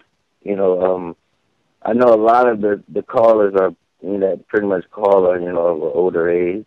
I'm younger. I'm 27. But, you know, I feel like we still have hope as far as waking up our youth, because our youth can actually be a very powerful tool.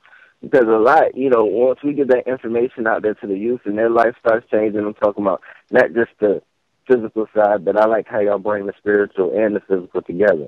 You know, like I came to this realization through the whole Satanism and hip hop. That was my eye opener. You know, then the Illuminati, and then, you know, 9/11, and then finding out that 9/11 was a ritual. But these were like ear itchy things, you know, things that caught my attention that made me be like, oh, you know, something must be going on. And it's like our youth is slowly slipping away. You know, I see the things on TV, the music videos. You know, the latest video Lil Wayne had was a video of him having women bathing in blood, and he had death on his shirt. And then in his lyrics, he says they love me like they love Satan. I mean, saying this in a song, and everybody's banging this at the club. And so, you know, it's scary to see where our youth is actually at, because they're not awake. Not even on the level of, you know, knowing about the Declaration of the Independence and how they're grabbing the guns and this, that, and the other. But they're spiritually they're sleeping in a slumber also. And it's like, I wish, you know, we could just pray together that we can get the youth out of that mindset, because they are the ones that galvanize a lot of the revolutions that happened. It was the youth. You know, when the youth woke up, you know, that's when things started to happen. And I mean, I love y'all show, and I love how y'all do everything. And, you know, I believe that the people that y'all bring on are, you know, good people that can actually help. You know, it's just, I want to try to find a bridge to be able to get to youth, because they are our future, regardless of what future we might be having. You know, so I just want us to stand in agreement to pray for the youth, and that was it. Yeah, and to make extend on your last point, the dead leading the dead.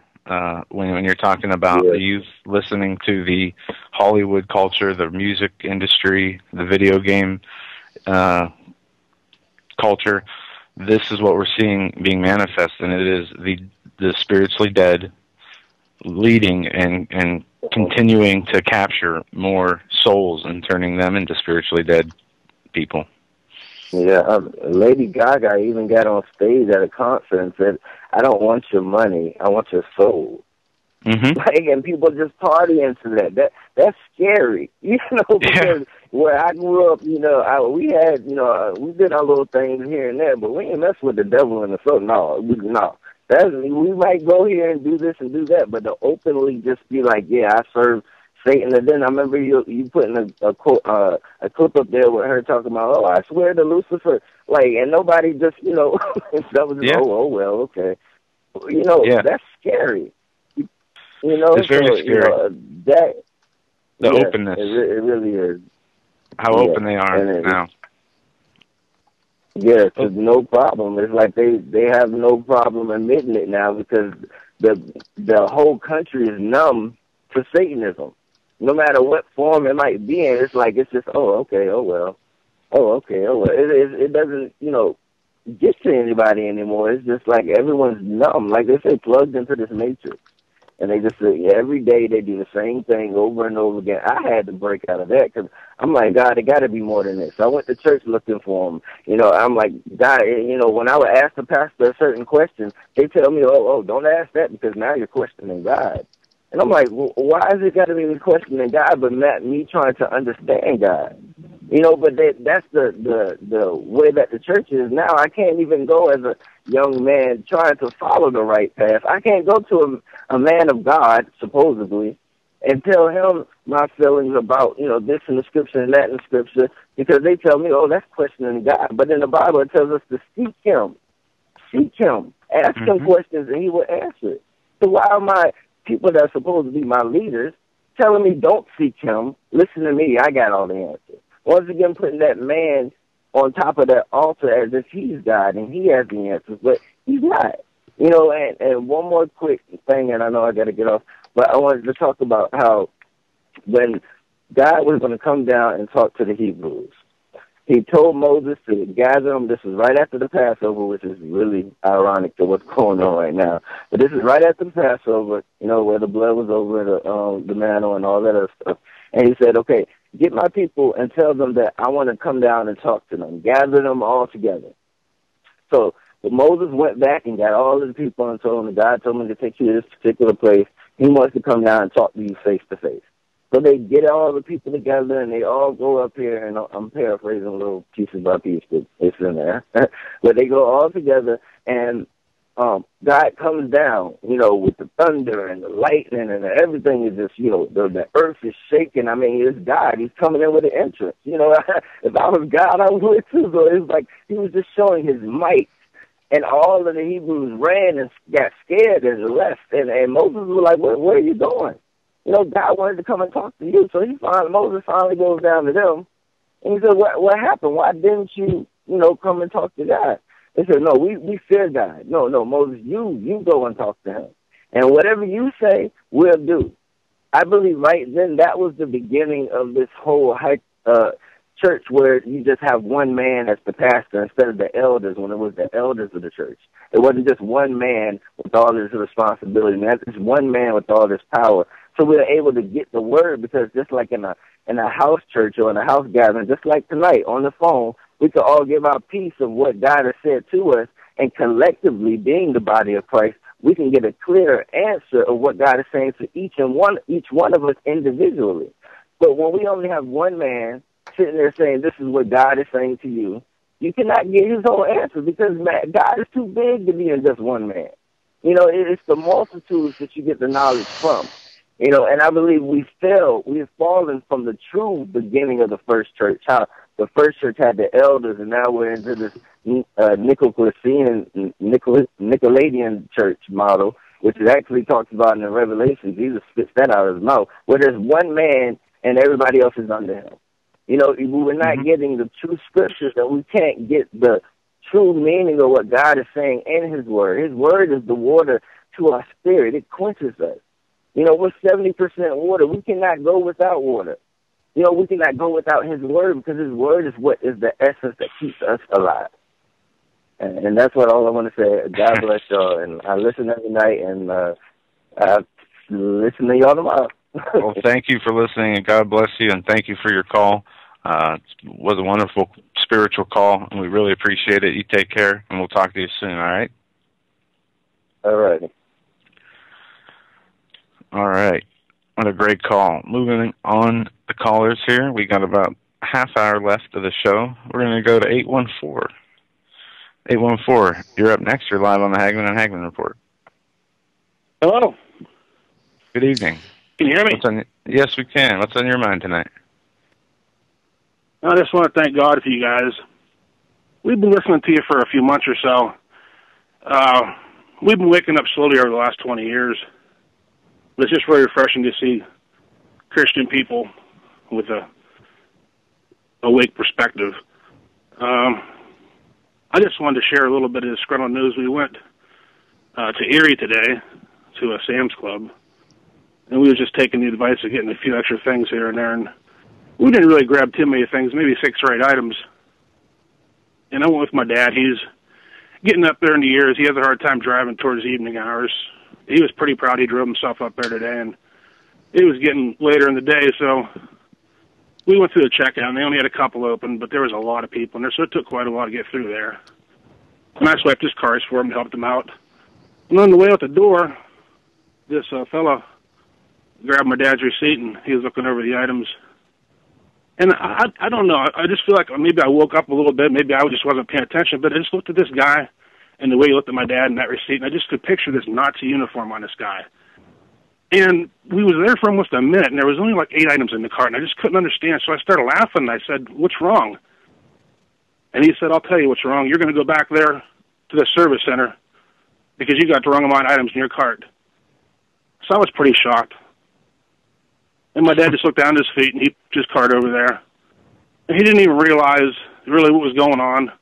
He just pushed his cart to the front of the line, and it bumped into the thing, and he says, "What do I do now?" And the lady says, "You got to get to the end of the line, sir." And I just looked at the line, and all these people were standing there just looking like they were defeated. And I said, "Dad, come here. Let's get in the line." And I started explaining to my dad, "You see what's going on, Dad? You see what they're doing to us?" I said, "You no more than checked out 50 yards, and you couldn't even make it 50 yards before somebody questioned your intention and treated you like a criminal." Mm-hmm. And before we was done, we talked to the manager and got the point sort of across. But I feel like we're being conditioned, and this has been going on for a long time. I mean, when you buy something, it becomes your property. And my dad worked hard over the years, and he hasn't ever been arrested for anything. He's an honorable man. He's an icon of our family. And to see him treated that way, it broke my heart. Well, there's absolutely no excuse in it. No, you know, that is his property. He bought it. Who on earth are they to question 50, 100 yards away from where he just bought it on his way out the door? You bring up a very important point. Caller, let me just interject something here because I find this a little bit humorous. Not the situation by any stretch, but you could have very well have seen my wife at that Sam's Club at the time period that you were there as a customer, taking her father, who is suffering from some memory issues and some coherence issues, doing the same thing, doing the exact same thing. Yeah. And isn't it funny? I mean, we're kind of neighbors, caller. I don't know where in the 814 area code you might be, but we're not too far from that sense. South. All my family on my mother's side is from the Fairview, Girard, Lake City area, northeast, all over Erie there. So I know the area real well. So we're kind of neighbors, if you will. Yeah, we're out of Erie. Our studios are located in Mill Creek Township. So, but that said, you know what? When I took her father had to go for a special trip as well because they've got some things in that Sam's Club.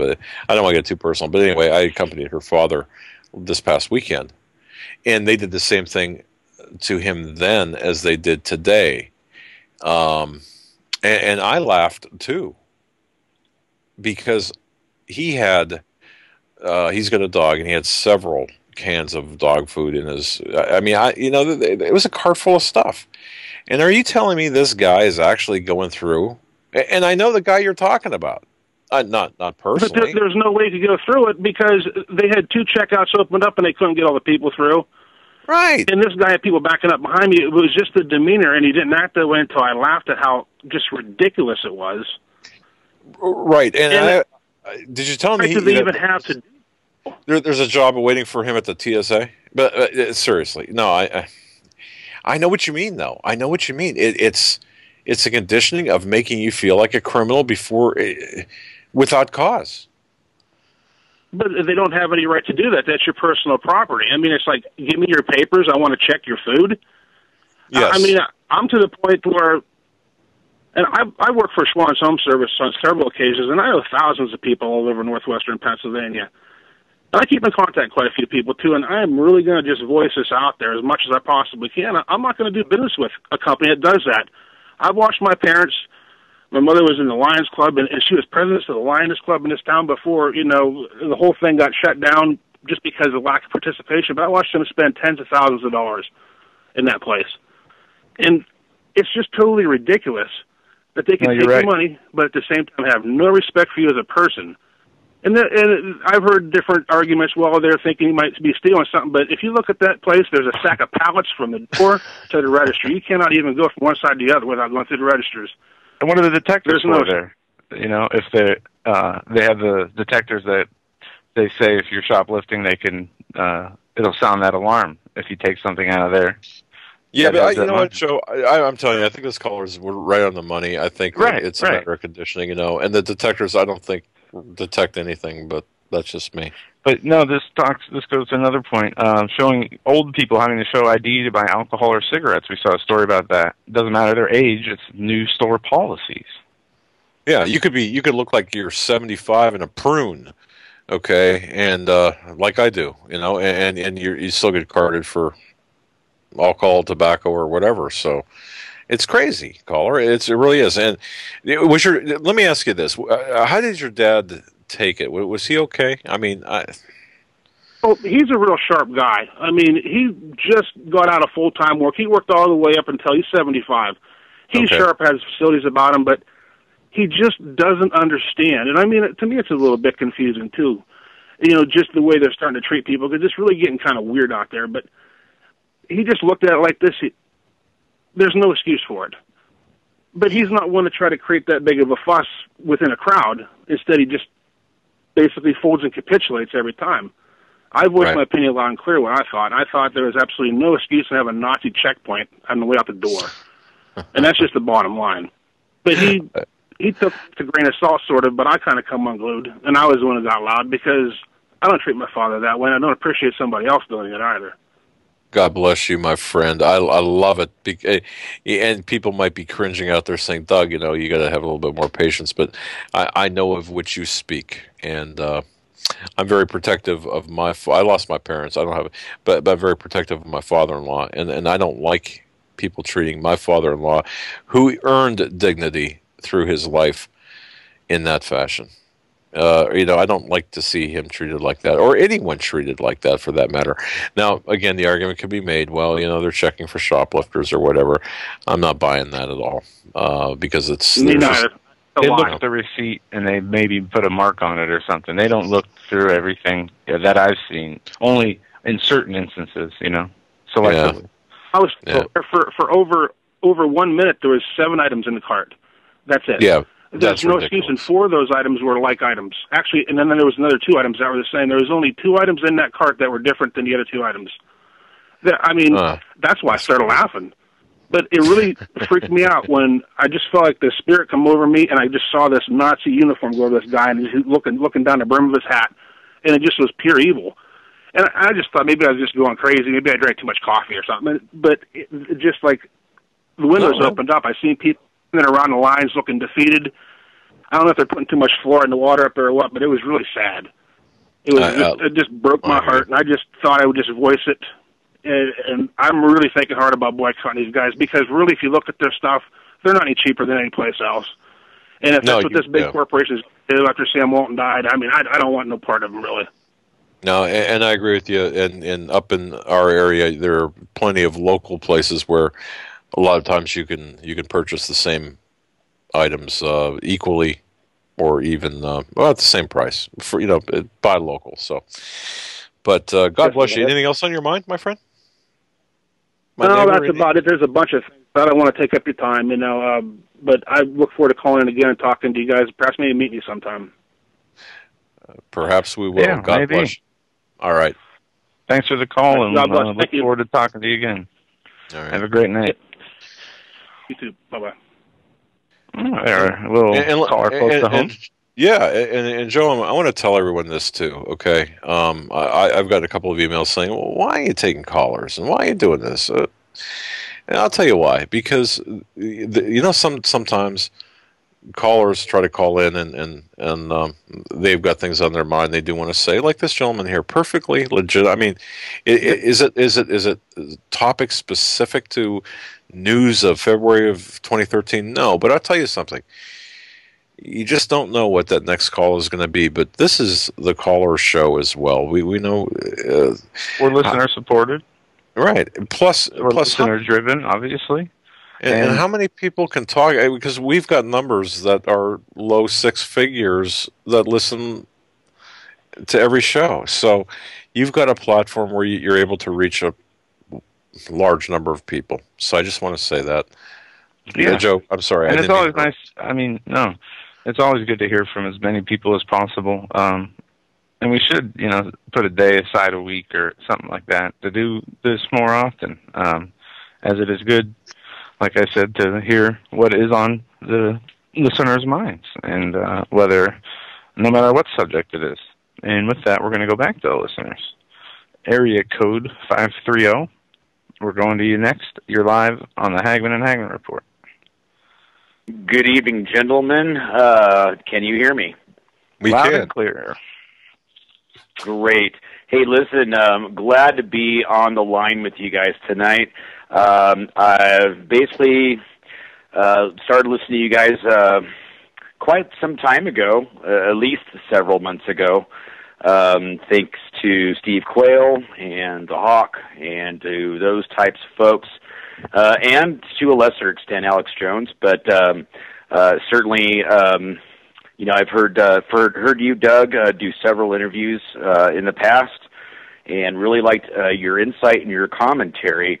And since you guys embarked on your own show, and Joe, I really appreciate your side of things, and I think it's an absolutely necessary thing that to see what I get out of you guys, not only the information and not only the commentary and your insight, but just the fact that a father and son team is working together in harmony, I think is a great example as to to a lot of other the rest of us Wow. You got to put a lot of us out there. You got to put your pride aside, and you got to work within your families. You got to work within your neighborhoods, and you got to work within your communities. I was in the queue last night. By the way, my name is Solar Steve. My real name is Jason. I'm out of Northern California, and I used to be a host on the Just Measures radio network known as Solar Steve from Solar Nation. Anyway, back to what I was saying. There was a caller on last night that talked about getting extremely local. And I got to say, that was some of the best advice that I have heard out of a caller in a very long time, because it is so succinct, it was so on point, and it is so important what he was saying.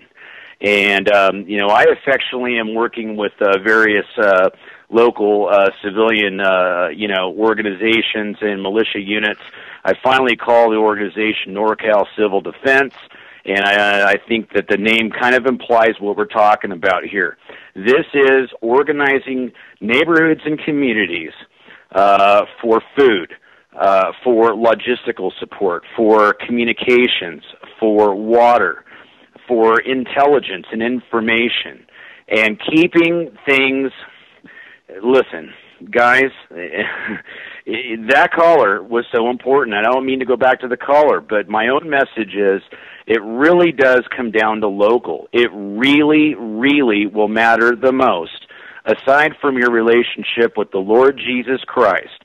That is going to be the glue that keeps whatever remains of this nation together. And I encourage each and every one of you, I think it was you, Doug, last night. That, well, how do you do that? How do you talk to your neighbors? I could be mistaken about that. But you know, I asked him how he did it. That was how he right. Right. So go ahead. No. You yeah. continue. Well, it just, you know, the caller was right. You know, you just be neighborly. You just talk to your neighbor. You know, you're not going to win everyone over. And no, I don't think you go in depth with all this stuff. You know, that the first thing you got to do is just be neighborly and get to know who you live around. We are going to have to support ourselves. We are going to have to rely on each other, and that is so critically important. Yeah, you're exactly right. And you hit on an excellent point. You got to get out there and talk to your neighbors. And so many people are stuck in their electronic devices, in their little bubbles, that they could live next to people for years and not even know their names. And it's sad. Absolutely. But that is like obviously the number one way to be able to even talk to your neighbors about things like this is to know who they are, know their first names, say hi to them, make a point to meet them if you see them outside. And I think that caller last night said he had like 4 people that he was close to or in his group. I talked to someone else today who has roughly the same number of people who are close to him. So let's say there's 5 people. How many, what can be done with 5 people? A lot. It's a lot better if you can have 2, 3, 4 people with you that when things do get bad, because you're not going to be able to stay up all night and guard your your homestead 24/7. Plus, the bringing in other talents, people with other knowledge of other things, like even if maybe your neighbor's a doctor, or maybe your friend is a doctor or a dentist or somebody with skills, So it's very important. You bring up a great point about preparations, and I think that's part of, while we still have the time, let's farm for that. Let's attempt to do that. Okay. Well, go ahead. If Joe, do you have something to say with that? No, I think my dad's right. You're right that we need to find a way. We don't have to, come to the neighbor with any type of political or religious beliefs. Just a belief for their well-being, and to let them know if you ever need anything, I'm here. And you just build on the relationship from there. And caller, as you said, kind of start slow. Start slow. I'll tell you how I'm doing it, how I'm working on it. And I have to just tell a quick story of how I even woke up to begin with. It was a fateful day in late September of 2008 when, out of the blue, and it must have been the Lord. That's all I can say. I ended up stumbling onto Steve Quayle and the Hawk on together in the midst of the 2008 crisis, or when it was really breaking news.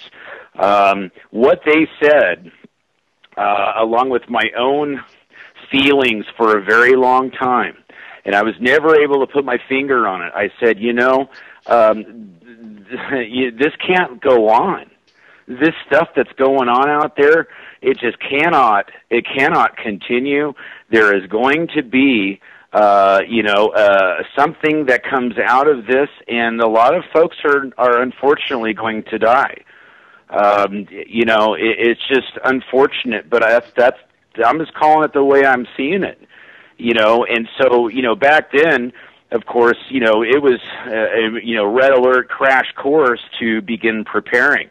And I have to say that in this time that the Lord has given us, I've done things that most people probably haven't done. And I'm extremely fortunate for that, and I thank the Lord daily for that.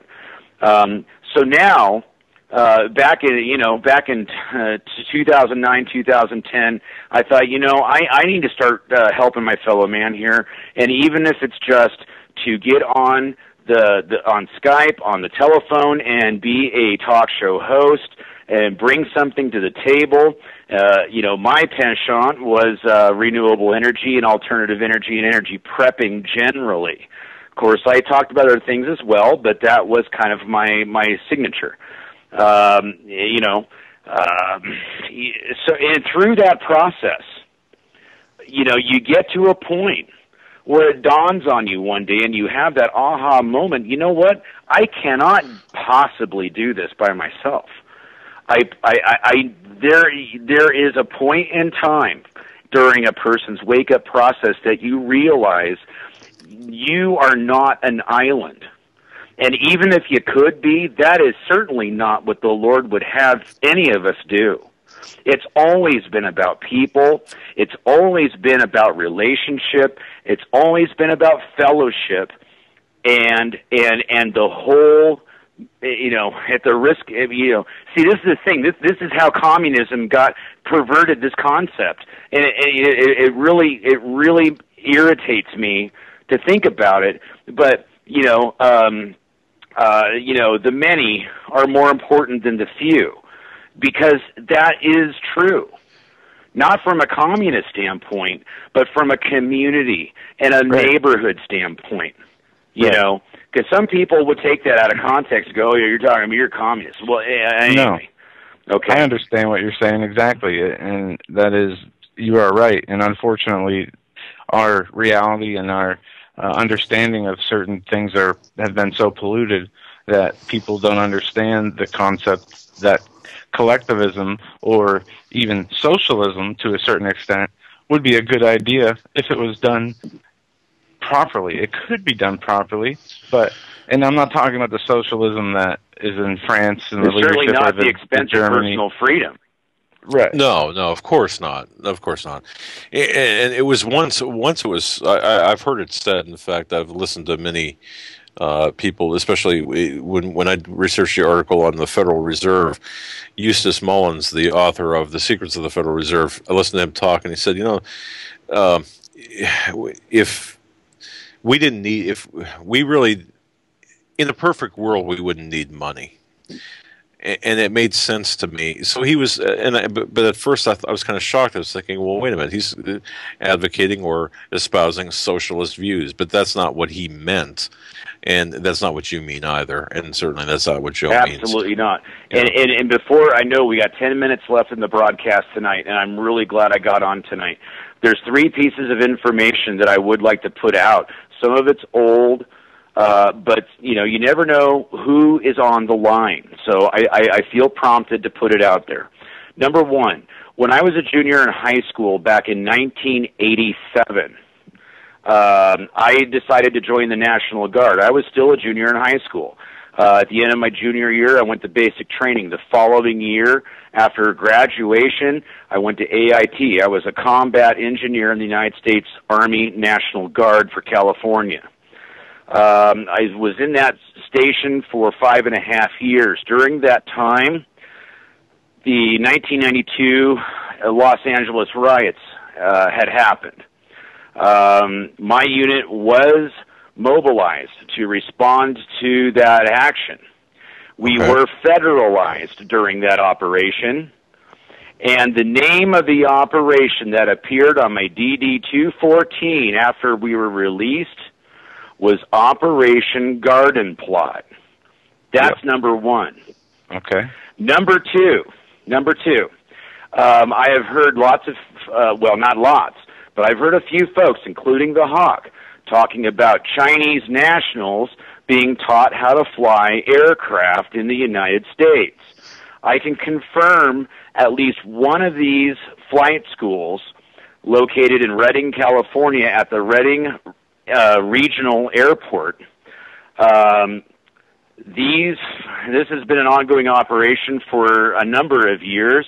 I have actually ran into these Chinese nationals still in their flight. They're probably more of their dressy or classroom uniform.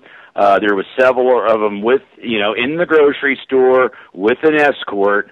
But I've heard these people on flight aviation frequencies. I'm also an amateur radio operator, and I have listened to these people communicating with the control tower and doing their flight training on a daily basis for quite some time now. That's the second one. The third one is... Wait, sir, wait a second. Let's not gloss over number 2 real quick here.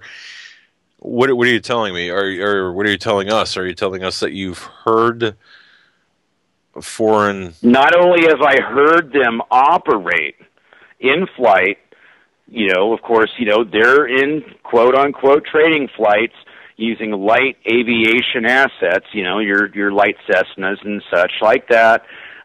They're, they have a certain radio designator, and I learned to identify it. You could, of course, hear their thick accent when they're communicating with the tower. And, there were stories that were reported in the local newspaper talking about this. So, this is not a conspiracy theory. In fact, you're on my friend's Facebook, both of you are. Right. I will dig up the article and send it to you. I appreciate that, because I'd like to revisit that off air. Okay, go ahead. Number 3. Number 3, and this is getting a little more outside my own personal purview, but I think that most of us probably understand that the Chinese do own a sizable portion of California infrastructure, and more particularly the port at Long Beach. Now, we've also heard reports of Chinese equipment, Chinese-style equipment, that has gone into northern Mexico, just south of the southern front. And, of course, we know that, the commander-in-chief, we all know who that is, has removed the radar systems from the southern border. This has been an ongoing problem for a number of years now. Only I think that what we're starting to see now, when you start removing the early warning air defense systems from a national border, I think what you're starting to see is the priming of the next evolution, if you know what I mean. Yes. And so not only did a lot of these assets probably come in either through Mexico, but also there have been videos that have been put up, I can't reference them now, that are showing materials on rail, heading out of what would seem to be southwestern California, call it the Port of Long Beach, perhaps allegedly, heading to destinations either east or south, so to speak. Combine that with Hawk's reports of the Chinese officers coming into Wright-Patterson Air Force Base and then being dispersed across the country. Is this the advanced party that will oversee the general troop deployment to this prepositioned material? That's kind of where I'm going with that. And it all seems to fit nice and neat like when you look at all of it. And the last thing, there was a local story in the Reading Record Searchlight that had to do with a winery of all places that also decided to build a church. I know it sounds kind of strange, but this is the story. They have been in an ongoing war with the county over building permits and things like this. Apparently, Anselmo Vineyards decided that they could just build it and they will come. Well, I'm actually in support of that kind of philosophy, but of course the county presumptively is not. But the point is they had a big rally out there the other day. And lo and behold, you had representatives from Doug LaMalfa all the way down to, local leaders and things. Even Patriot Radio community was there. There is a local Patriot radio station in Redding, California. But what did they see in the air above the event? A drone. And it even was referenced in the article that the Reading Searchlight did publish regarding a drone, and even the comments of some of the local leaders about the drone. Because it turns out that Reading, California has a private venture business that specializes in UAV development and operation. Oh, yes. Oh, yes. I am aware of that, well, I shouldn't say fully aware of it, but I've heard references to what you just described. Caller, we're out of time. I want to thank you for your call. It was very informative. Some great information. Thank you so much, you guys. God bless you in Jesus' name. And the Lord of hosts dispatch warrior angels to guard your six. 60 seconds. That's all I can say. You guys are hands down the #1 show. You guys just get right down to business. There's not a bunch of fluff.